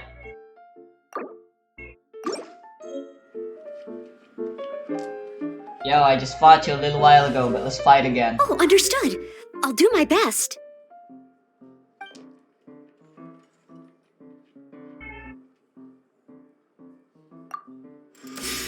Moves in, moves his tanks into position. Yeah, this guy's not given an inch. Sadly though, because he's pulled all of his forces down to the south, these properties are now completely exposed. And Starflash, if he doesn't divert some forces to the north right here, along with an anti-air to deal with this battlecopter, he's gonna Noelle lose won't have summons. potentially a lot of properties. But that won't matter if he mops up this entire army from Eagle. So even though Starflash is slightly behind Athalia right now, I do actually see good things for him. He could pop a Blockrock right now and try to bust through this. That would be scary as hell. With the Blockrock, I don't know though. Is it enough? Like The threads of your fate lie in my hands. It might just be that this wall is too solid for Starflash to break through because Alright, Cross will be useless here. Jake's weakness in action here. He has a Blockrock ready, but look how few plane tiles there are for him to take advantage of here. Inkugard has centered his defenses. Alright, could start by spreading first with Sucrose before switching to Dilla. Yeah, I'm gonna try that. So if Starflash pops Blockrock right now, there's not a lot he can do with it. He doesn't get the bonuses, and I think that I don't think he's gonna be able to punch through this wall. This wall from Inkugard is just too solid. Let's see if Starflash goes for it. Doesn't it? Nope. He can't. He cannot break through here. There's not enough plane costs for him for Lockrock to be effective enough. He's not going to be able to break through this medium tank. Even with Lockrock, he can't. If these were plane tiles, sure, he would have had a chance of breaking through this. But just look at how masterfully Ingvar uses the terrain against Starflash here. He knows that Lockrock has its limitations, and he's Oz, reveal thyself! His mastery of the COs knows exactly what Jake is capable of doing and what he isn't capable of doing. I can tell how much energy dice they have, but I can't tell exactly what they have. Leave it all to me. He knows that this attack is pure suicide. He cannot do it. Instead, he's bringing in the medium tanks. He knows he needs medium I can't tanks, look at it. in order to break through. Why? Now he doesn't have medium tanks. So let's see what Ingvar does. I want to be able to look. From Starflash. They're now tied in income. I guess This is scary. I guess This they is want scary. you to Starflash play doesn't around have it. I don't recon think that's fun though. These But cities oh are well. going to fall. If Starflash doesn't do something, Ingvar has Battlecopters, a tank, and artillery. He probably recognizes that these properties are exposed. In fact, no. Ingvar now front shifts to the north. He's like, okay, I'm not gonna attack into that. I'm just gonna go north and take your properties. Starflash now bringing in a rocket of his own. Okay, he's like, okay, you're gonna build a rocket? I'll build a rocket. Fine. Sure. I'll do it. Ooh, scary, Starflash. I want to help. The medium tank and Dr. Rocket Rage, what are you She doing? can switch. Oh, does he not know? Did No, he forget? she's Did gonna he attack. Did he think that the rocket moved away? No, she did switch. Oh boy, this is bad. Let's see what Ingvar decides to do. Ah, that hurts! Oh, I can kill it! Now, here's the thing though, will he actually move in and take out the medium tank? I have a feeling he won't. Nope, Ingvar doesn't take the bait. Just think, a lot of players would have taken this bait. A lot of players would have moved in with the medium tank and tried to take it down, but not Ingvar. He recognizes the trap for what it is. Doesn't take it. He just takes the shot. He takes the shot and he's happy with that shot. Could have been an elaborate trap from Starflash that Ingvar just didn't fall for. Either that or Starflash just forgot about the rocket. I don't know. You never know with Starflash. He's so good, but sometimes he makes weird plays. It's just one of his weaknesses. But man, is he ever entertaining to watch though. But yeah, looks like we're gonna have a big standoff in the center right now. Yeah, this is gonna be a huge battle. Elemental Both players energy are just sizing each other up elements right now. still get Ingvar applied. does have the value lead, but that can so easily be crushed by Starflash just pumping Block Rock and going all in. Because there are a lot of plane tiles, and Ingvar knows this. Ingvar knows that he doesn't want to take a fight at the center against I think there should be Starflash, I so think many this plane should be tiles that autoed, take advantage of. just like in the tutorial, So, but still though, where look at all this though. Omni dice I mean, and dice how are you that attacking aren't this? an element First of on all, you one need of your addition. characters. Starflash could use another recon on his army. Get He automatically uses selected sole for recon so re-rolling. far, and I think it's going to be tough for him to do anything with it. But yeah, both players right now just getting ready. But I don't know. Ingvar now taking out Starflash's lander. That's kind of cute. And who will make the first move? Who will make the first attack? We're just kind of in a This will work. stall late game right now, where both players are just trying to figure out. It looks like Starflash is finally deciding to move forward. He doesn't like the stalling game. We all know this. Starflash hates stall matches. He wants to make things happen, so he's now moving forward. But I'm wondering if he may be moving into the Lion's Maw right now. Because look at Ingvar, he has a It's perfect, quite like, expensive. just like, what do you call it? Like, not a convoy, but like, what do you call it when you're like spread out around? The white means I need 3 of the same element, right? Convoy collusion, something like that. He has like a nice Yeah. spread around Starflash, and is he actually going to go for it? Brings in his recon. Doesn't look like he plans to go for it now. Gets another shot off with this rocket. He's going to get another property. I don't think there's any way for Starflash to interrupt that, so that's kind of bad. It looks like he's baiting Starflash in. He recognizes that Starflash wants to attack, and I think he's baiting him in. Let's see if Starflash continues to It advance creates forward. that This is so it tense right doesn't now. change Nope, existing things. He doesn't take the bait. Starflash is like, no, I'm not moving into Interesting. that. I'm moving north. Where most of Ingvar's forces will count for nothing. So Ingvar now sees a good portion of Starflash's army. He knows that they're huddled around here. Let's see what happens. He moves in with their recon to see what he can see. He now sees a lot of the wall. And oh my goodness, overdrive! You know what's gonna happen here, ladies and gentlemen. You know what's gonna happen here. Ingvar is going for it right now. He sees the attack. Oh my goodness, look at how devastating just hit. Oh, that recon gets so much vision. Look at how beautiful her superpower is. Oh my goodness, this is a devastating Animal attack. test 6308. Just barely know he gets the rocket as well. Oh, he gets the rocket as well. Oh, this is devastating. Igor just going for the I must leave no stone unturned. attack and just pouncing on Starflash. My goodness, this is a devastating attack. Jess is so good in the late game, man. This is what I tried to tell people, like, her overdrive is so good for tier 4. Starflash just got decimated. 100k to 236k. He's obviously gonna Animal test 6308. I don't see any way that Starflash gets around this. He just took too much damage. It's a decent She counter ended attack. her round. and Oh well, that's yeah, fine. Obviously, this is not a, like, Starflash counter attacks pretty well too. But there's just no way. Yeah, no way, ladies and gentlemen. Absolutely no way. My goodness, what an absolute insanely entertaining match. Gotta love it. Gotta love watching two of the best players in the world duke it out against each other. I love it. Absolutely love it. This was such a treat to watch. And I don't know about you guys, but I picked up a thing or two about this match and how to play it, and I'll definitely take notes going forward because watching these two players duke it out on this match, it's such an amazing thing to behold.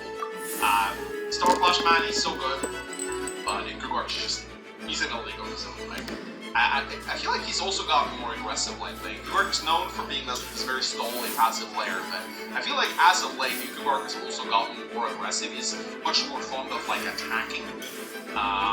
Normally, like, Igor matches is him just grinding his opponent down the hole. But here, I feel like he really took the fight to Starflash. Starflash was definitely the more aggressive of the two, but Igor just defended perfectly, and then he, like, slowly accumulated an advantage over Starflash, and then towards the late game, when it turned into a stall, Igor recognized that he was ahead, and he just BAM! Went for it.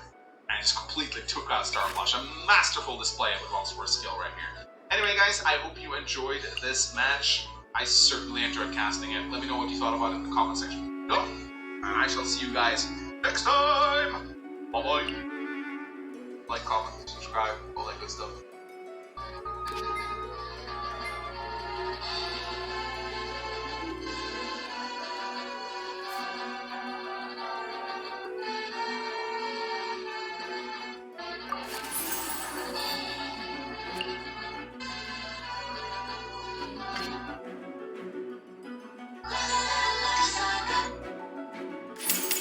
Animal hypostasis emulation.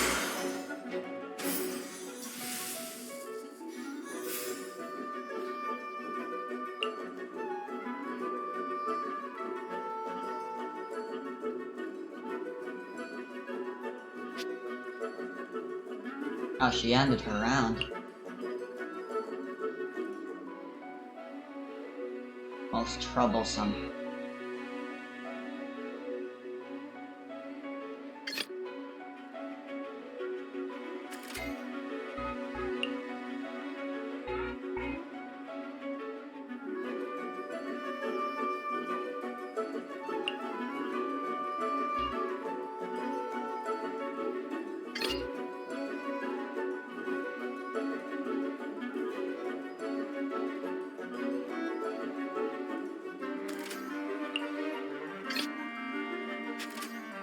Right. Let's finish this swiftly.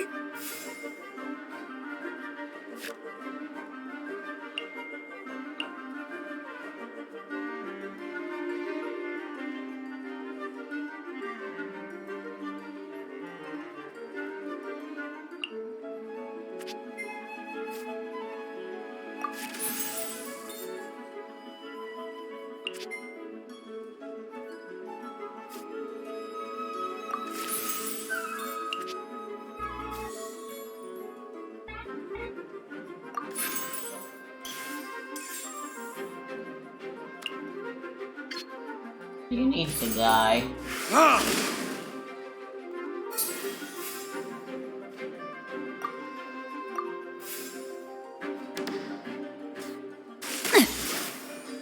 I am outplayed. Says Skorkowski. Today we're going to talk about dungeons. I've mentioned over the years how It's fine. Just a minor setback. I've regularly been asked about my philosophies and my approach to how I go about designing them. The problem is that it's never been anything Yes, I've ever one of thought many about in an organized way. that you will have. Something that I did. Soon, very soon. Without really any conscious steps to it. So I pondered this question. I started articulating and organizing my thoughts, and looked over several videos and blogs to see how other gamers had honed it down to an established method and organized themselves. But what I quickly realized is that while most of them have some really cool ideas and very sound advice, some of it I'd never considered before, I don't really agree 100% with any of them. The main reason is that I can there's use approaches. wonderful exceptions to just about every single rule that they offer, which, you know, exceptions are totally fine. There's always going to be exceptions. There's going to be exceptions to what I'm going to talk about today. But there were just so many of them, and there were so many aspects that those other GMs had never covered that I felt their advice was a little bit too limiting. Sort of They still need me. dungeons. Now, this I video still have a is shot. system neutral, meaning that I'm going to use the same approach, whether it's D&D, No, you don't. Hulu, Traveler, or whatever. But a lot of this is going to be geared towards classic fantasy games. Yeah, you ended your round, that's it. I win. Hey, as a quick note, I did the official rewrite of the Classic Traveler Adventure Death Station. One example of No, I dungeon need in space 4 for that is the totally burst. free and Oh well. interactive RPG below. Now, when I say dungeon layout, what that means is that the dungeon is a self-contained environment where the adventure is or most likely a The victor This could be a cave, skyscraper, nuclear bunker, Riotous catacomb, response. sewers, subway Nice. tunnel, derelict spaceship, or whatever else. The same general advice is going to apply. Just simply change it up to meet whatever the situation is. Now, why the characters are entering this dungeon is completely up to you. They're going to need a reason to go inside, a potential payoff. Lovely, lovely. Now, maybe it's I'm gonna to beat find Barbara food, with the treasure. exact same Maybe deck it's though to before I escape. change Maybe they're my really using it characters. to pass through, like find Symphoria. Oh, I'm lost. I need to improve. Game Master. Dungeon is the setting for the plot, and while it may house many threats and monsters, the dungeon itself should be a nemesis. It should have a personality, it should be memorable, and it should feel like a real place to your players. So that's what we're going to cover today. Now, while I did try to organize and compress all this down, it was just so much information, like a shotgun what is blast this? worth of ideas Oh and god, there's a I'm new going to be splitting event. this up into 2 videos. Alright, This looks like video is I'm gonna not cover quite the done physical playing yet. structure, incorporating its history, populating it, the environmental needs, the style, and other aspects like that. Traps, rewards, and plot objectives I'm going to be covering in another video. That one's going to be specifically covering traps, tricks, threats, obstacles, puzzles, which are all closely related but different things that we often just refer to under the term traps, as well as different types of dungeon adventure plot styles. And I'm already working on that video. I'm actually finishing up the script right now, so I should have that out in the next week or two. But a bit of those topics is going to be touched on in this video because, everything is interconnected, but the deep dive into those topics is going to be given there. But for now, let's talk about the dungeons themselves. Now, I don't have an order of operations. This for tanking each team dungeon. relies on Each of this staying is alive. If one of my if even one of the Good. characters die, Please don't laugh. it's basically Specific game over trap, for me at specific that point. feature, and then I That's just my kinda loose build it out from condition. there. So don't think of this as a step 1, step 2, Anyway. but more like a lot of things to consider. play. And you can consider them in any order that you like and do some Oh back boy, and forth. she's And frozen. by no means does Focused. all of this need consideration for every single dungeon that you make. Kind of choose which ones you want to consider depending on whatever dungeon it is. Now, first up is the type of dungeon. Not all dungeons are the same. There's the construction type to consider. Natural constructions such as limestone caves, lava tubes, ice caves, buckling earth, or grown out of crystal, these have no designer or builder. It's a crazy labyrinth of uneven floors, tiny fissures. The threads of your fate lie in my hands. Stalactites dripping from the ceiling. There are a few, if any, straight lines that are going to be found in this place. Then we have unnatural construction. Why? These dungeons have been built. They could be mines, subterranean strongholds, actual dungeons, nuclear bunkers, giant ant mounds, buildings that were buried beneath ice or lava. Something or someone built these with a purpose. And of course, we can have different combinations of these, such as a large cave, and the side of it is a pyramid that's been built, sort of like Alien versus Predator. Then there's the residence. What, if anything, is populating this dungeon? I usually categorize these into living dungeons, meaning that there is something that is alive inside of it. This population might be wild, meaning that it's populated with animals or non-intelligent monsters, even monstrous plants. Or civilized, meaning that the occupants are intelligent. There is a society that may be primitive or it might be advanced, even in orc societies, civilized by their own standards. They might construct mechanical or magical traps or doors or make physical changes to the layout of this dungeon. Similar are non-living dungeons, which are populated with constructs, robots, or undead. Maybe even intelligent, organized undead, but they're still going to be undead robots. They don't need food or air or water or many of the things that living creatures require. Then there's unpopulated dungeons or dead dungeons. These have no combat. The dungeon itself provides all the obstacles. Our characters may even be the first living things to ever set foot inside this place, or maybe the first living things to set foot in here in a very long time. Though they still need to contend with the natural hazards and whatever safeguards that this dungeon's builders have put into place. Once again, we can do different combinations of these, such as a large dungeon. We might have sections that are living, non-living, sections that are just completely unpopulated.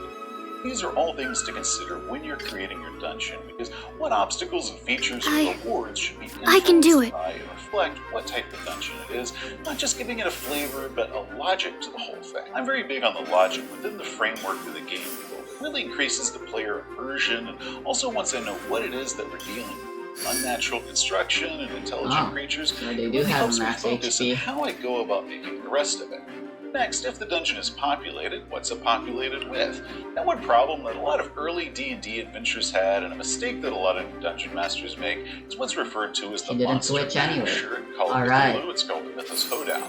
Absorption test. Masters throwing a ton of random monsters in a dungeon together with no real logic behind it. It's like every room is a totally different monster. Like they just kind of opened up the monster book and just kind of went through going like, I want one of those and one of those and one of those. Now that might work for funhouse dungeons. Funhouses are kind of the exception to just about everything that I'm going to say here. Notable ones include White Plume Mountain, where we had a designer who intentionally arranged a bunch of crazy and random things for our heroes to face. Either it was done as a test, or maybe just for their own twisted amusement. Then if that's it, then in the game world logic, that still works. But most dungeons are not going to be the funhouse style, and if it's not, we need to use the logic as to why all these monsters are here in one place and how these creatures all interact with one another. I love a lot of diversity in my dungeons. Dungeons with only one thing in it, that can become pretty monotonous pretty quickly. But we also need to have some sort of logic as to why all these creatures are here and kind of how that works between them. Maybe we have a large monster that lives here, some population, like a horde of goblins, but there's also other monsters here, and they're feeding off of their leftover food. Their excrement. Maybe they're at the bottom of the latrine. We have some sort of creature like a gelatinous cube or whatever that weird thing in Star Wars was that was living in the garbage compactor. Maybe they're parasitic pests that are feeding off the population, or maybe symbiotic, kind of like those birds that clean the teeth of crocodiles. Or maybe they're intentionally here as pets or to cut down on rodents, like that spider that keeps frogs in its lair to help get rid of those small bugs that can eat her eggs. Now imagine a giant version of these. Consider the ecology of the residents. What is it that they eat? Where do they get their water? Are the dungeon exits big enough to allow this creature to get out and hunt for food, or just accommodate them in general?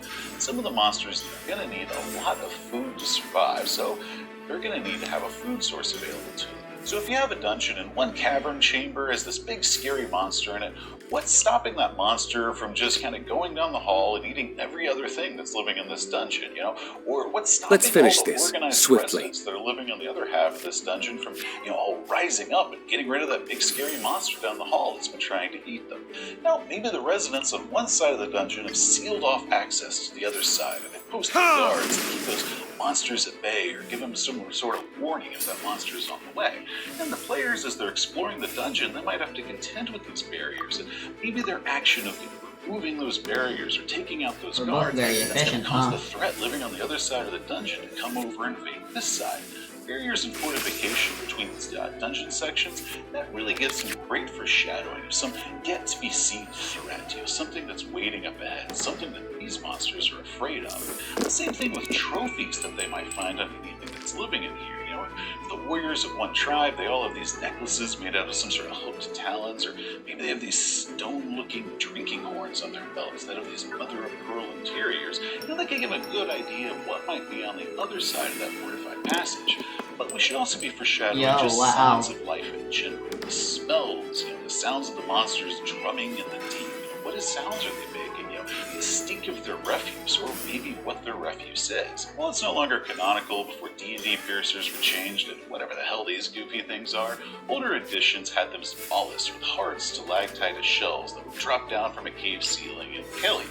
Now, one gag that I used when I was using piercers is the player characters discover these glistening paths along the walls, kind of like snail trails. Hey, you know what? Let me play this card. Like shell, looking like a hollow stalactite, but the inside was glistening like mother of pearl. Then they look up and see that all the stalactites are kind of moving along the ceiling, positioning above them, so they don't have a shadow before these things started raining down on them. Remember that the bad guys move. When you're drawing your dungeon out, you might have these features appear in this particular room, but eventually they're going to move. So if the player characters are taking too long for them to move themselves or making a lot of noise, they might have an encounter as a result. Those three ogres, that's merely what their starting position was. I can do it. Close to them, but they shouldn't just be sitting there forever, indefinitely waiting for the player characters to come walking in as if they didn't hear the player characters battling all the other monsters outside that door. Animal hypostasis emulation! Moving generally, and they got ogre things to do and ogre things to see. They got lives to live.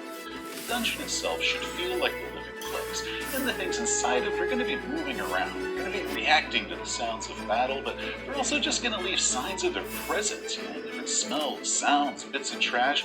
The more little details like that you sprinkle in, the more that it's going to feel like a real place to your players. Some rooms are going to be populated, while other rooms are going to be empty, and having an encounter in every single room, that gets predictable and monotonous after a while, so but they find an entry room that the bad guys are at least aware of, not some long-forgotten passage that the residents don't even know about anymore, but, some empty room that the bad guys do use from time to time, like a storage room. So the player characters, they hide in the storage room as a good place to heal or rest, but if this dungeon is a living place with an active community inside of it, eventually that ogre is going to stroll into that storage room looking for something, like a cup of flour, or maybe they're searching for those pesky heroes that killed their friends and nobody's been able to find them. You should also consider the social and political ecology of this place. Maybe if we're in a sufficiently large enough dungeon, we have different factions or tribes living here, such as in Conan's Red Nails. Conan finds this giant enclosed city where there's two warring tribes of people, and he has to line himself and work his way between them, socially, trying to figure out and navigate this the best. So the player characters, they might be able to disrupt the peace or the trade that's going on between these different nations, pitting them up against each other, maybe help creating a peace between them. Or if nothing else, there's going to be markers or signs as the player characters are traveling from one territory to another. Something to let people know that, hey, you're in our territory now. Populated dungeons Absorption also test. have social encounters. Is everyone? Steve's? That wasn't the right play. Now, not every adventure is going to be able to have social encounters. I disagree with the idea that every single adventure just has to have them. And with dungeons, depending on the situation, social encounters might be limited, even possible at all. It's very, very situational. The possibilities could be that, they're going to have social encounters with the dungeon residents. Maybe the creatures here can be talked to, like I mentioned in Conan's Red Nails earlier, or maybe they can sway a faction onto the hero's side, or at least some members of those factions, such as you encounter that one lone paladin who might be on the outs from the rest My of the reckoning. but they were curious. This is to fine. investigate the I'll think of something. No, you won't. Befriended, find out Because I win. Or maybe inside the dungeon we can find prisoners, maybe enslaved, working in the kitchens or working in the mines, or maybe people who've been trapped inside a magic mirror and the player characters can rescue. That could be a really good source of backup characters in case any of the PCs gets incapacitated or killed. Or maybe we can encounter an entire different group of adventurers who are looking for the same thing that the player characters are. Maybe they're looking for something completely different. Maybe this could lead to a future quest as they team up together. Maybe they go into competition against each other. Now, while social encounters are not impossible to do in dungeons, they might be difficult to work in. Again, it completely depends on the player situation. I guess my best still isn't enough. Dungeon's layout. What does this dungeon look like? How are we going to map this place? First thing that I'd like to consider is Yeah, that wasn't your best. You still have a harder difficulty. Not just what Liar. is its function, but what was its function. You should always embrace whatever the history of the dungeon is. Maybe it was an old tomb, but some monsters moved in here and they started living in the crypts and the alcoves, and they started digging the tunnels and sealing off passages and just making this place their own. But at the same time, those features of it previously being a tomb should still exist here. Maybe coffin lids are now being used as the different doors around this place, or maybe the giant bronze doors to the mausoleum are now being used as a bridge to go over some sort of gap.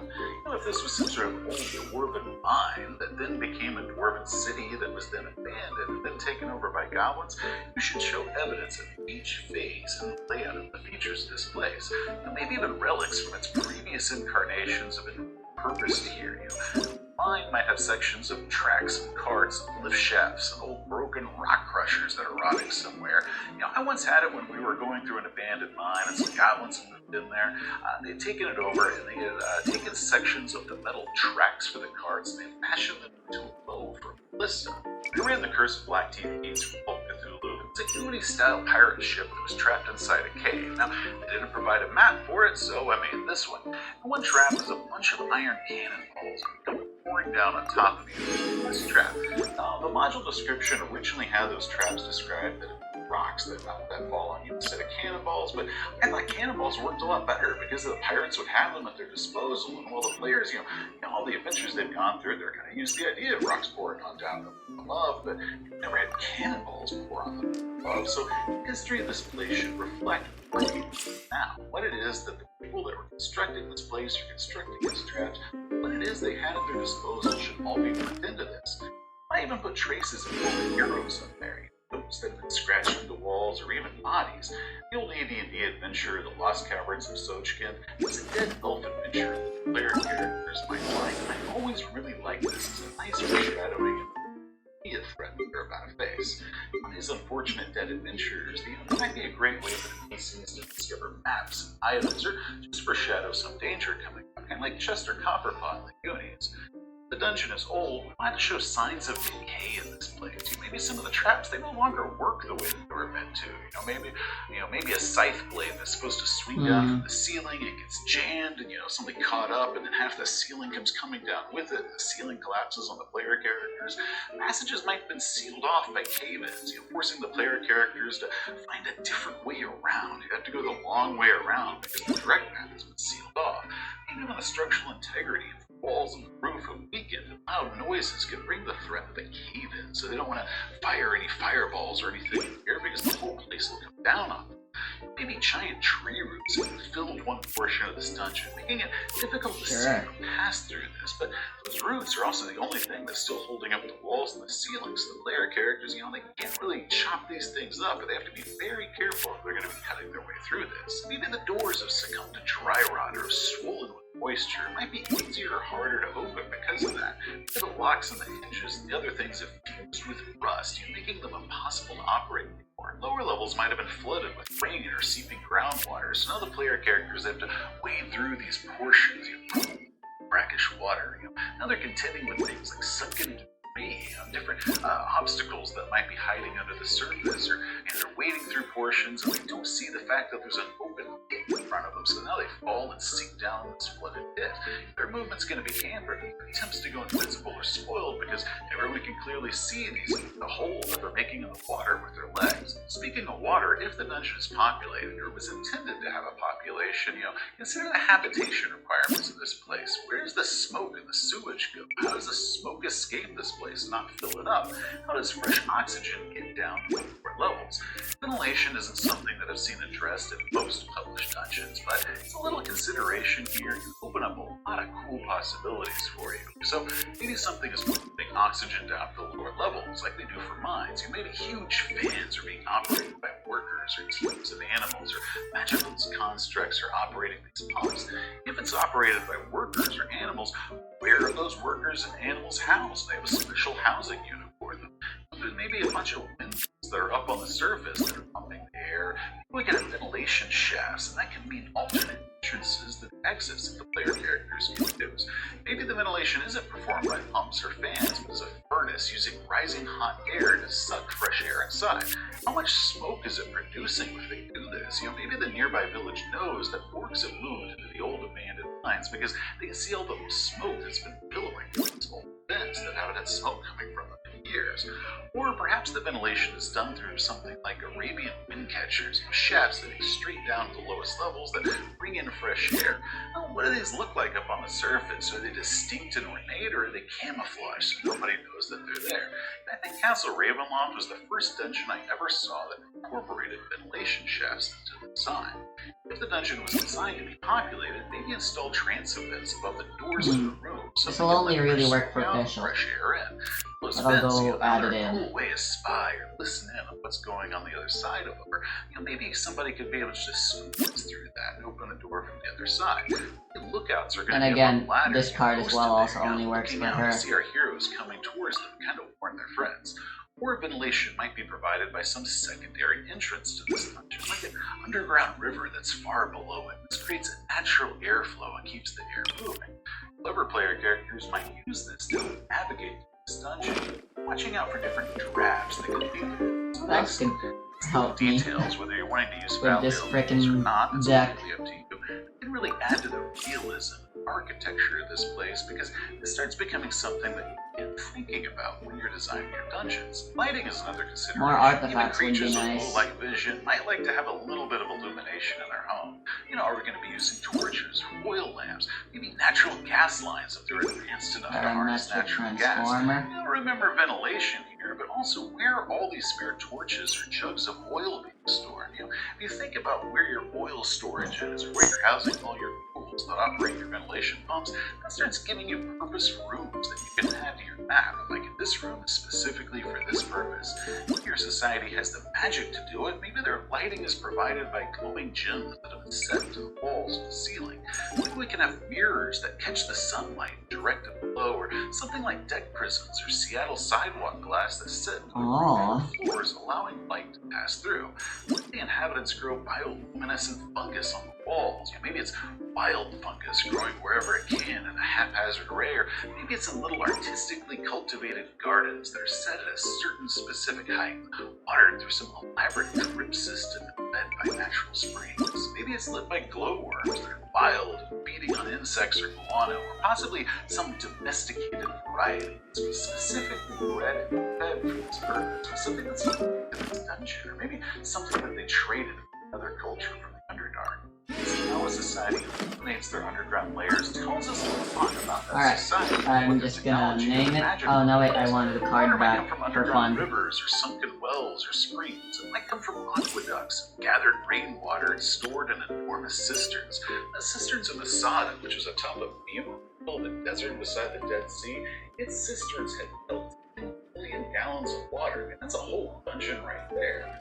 Food might be brought in and stored, grown in subterranean gardens, artificial lights, or mushroom crops in dark and recent days. This isn't a consideration that you don't need Why not? living dungeon or something like that.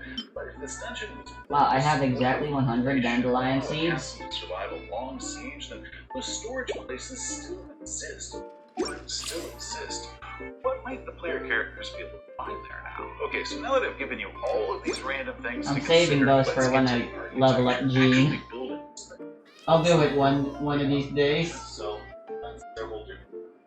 Some people like to do it random. Whether you throw a bunch of dice on the screen, draw one of those dice with the size of the dice, or there's cheap one time. So you just draw cards from a deck and that got on the table. Personally, I find that cool for visual construction. However, for design dungeons, I don't like them. The random method of results that don't make sense. Why are you asking? All feels random. That's it. So with constructed dungeons, I like to draw them. And using the dungeon's functional history, I want the whole thing to make sense. Now this could be a linear dungeon, from this to another, this to another. Essentially a straight path, circling around. But you really need a move to dungeon. I don't think you should do that. simple path. The player's choices first. This also gives them the insight to their choice. It's kind of being through this place by the nose because they don't have it at all. Now we can take this simple path and just put together. Oh, okay. Passage 6, 7. Or maybe it was intentionally pulled off dungeons on purpose. See the section. You know what, I'm gonna try out the deck before I do the event and end today's session. 3-hour video, baby. That requires a small character to get one size player character yeah.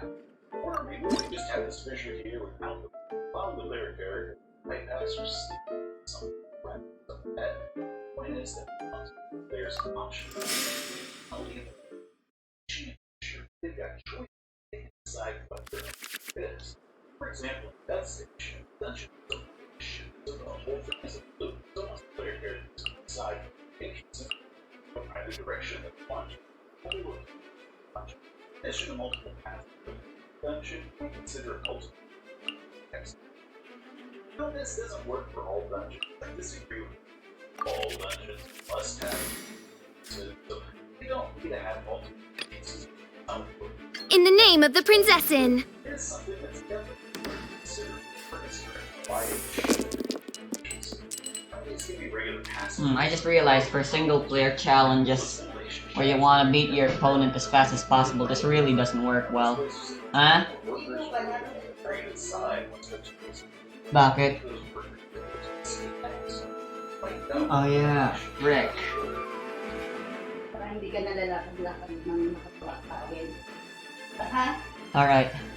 Alright, never mind. I'll do the event tomorrow. It's not like it matters. I'm just gonna finish this guy real quick.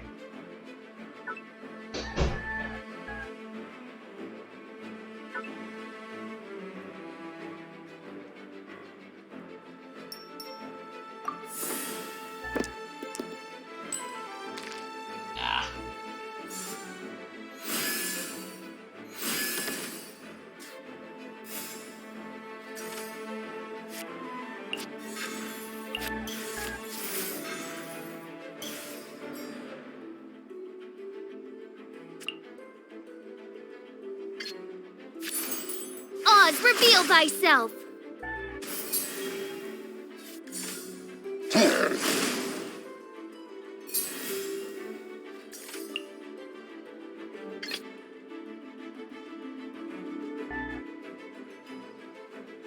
We can do this!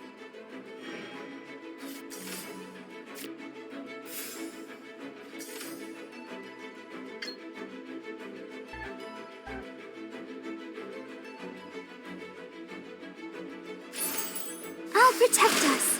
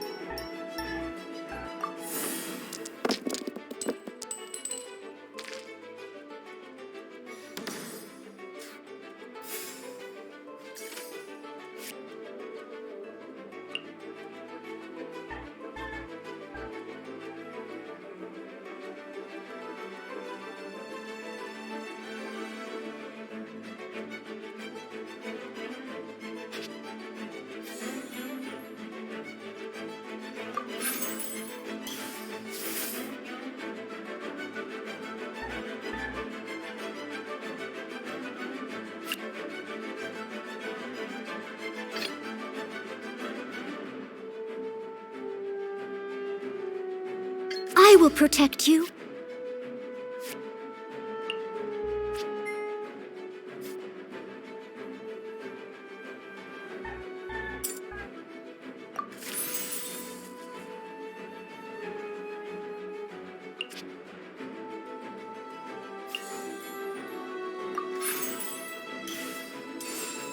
Leave it all to me.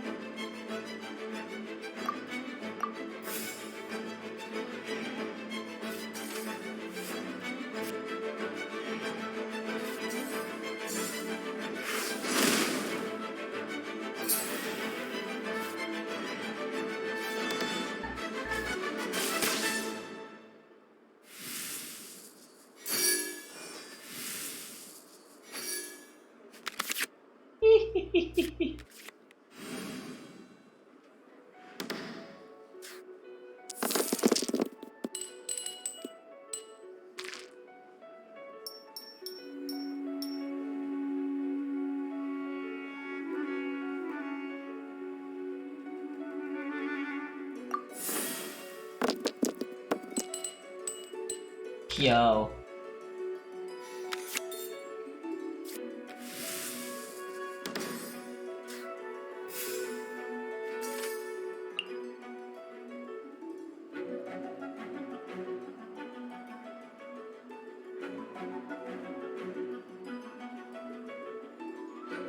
Whose energy will be shifted, not that it really matters.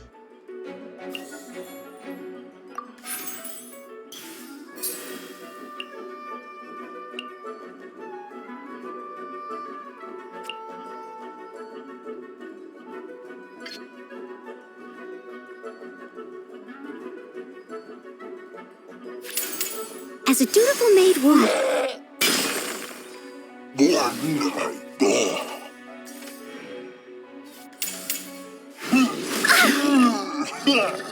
Ow.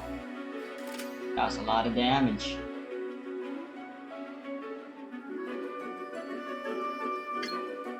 Oh, this only costs 2 now.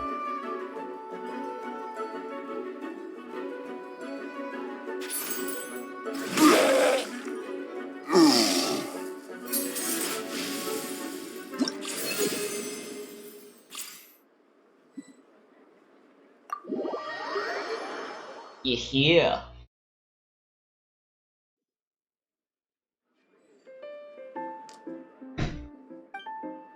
Alright, I'm gonna go now.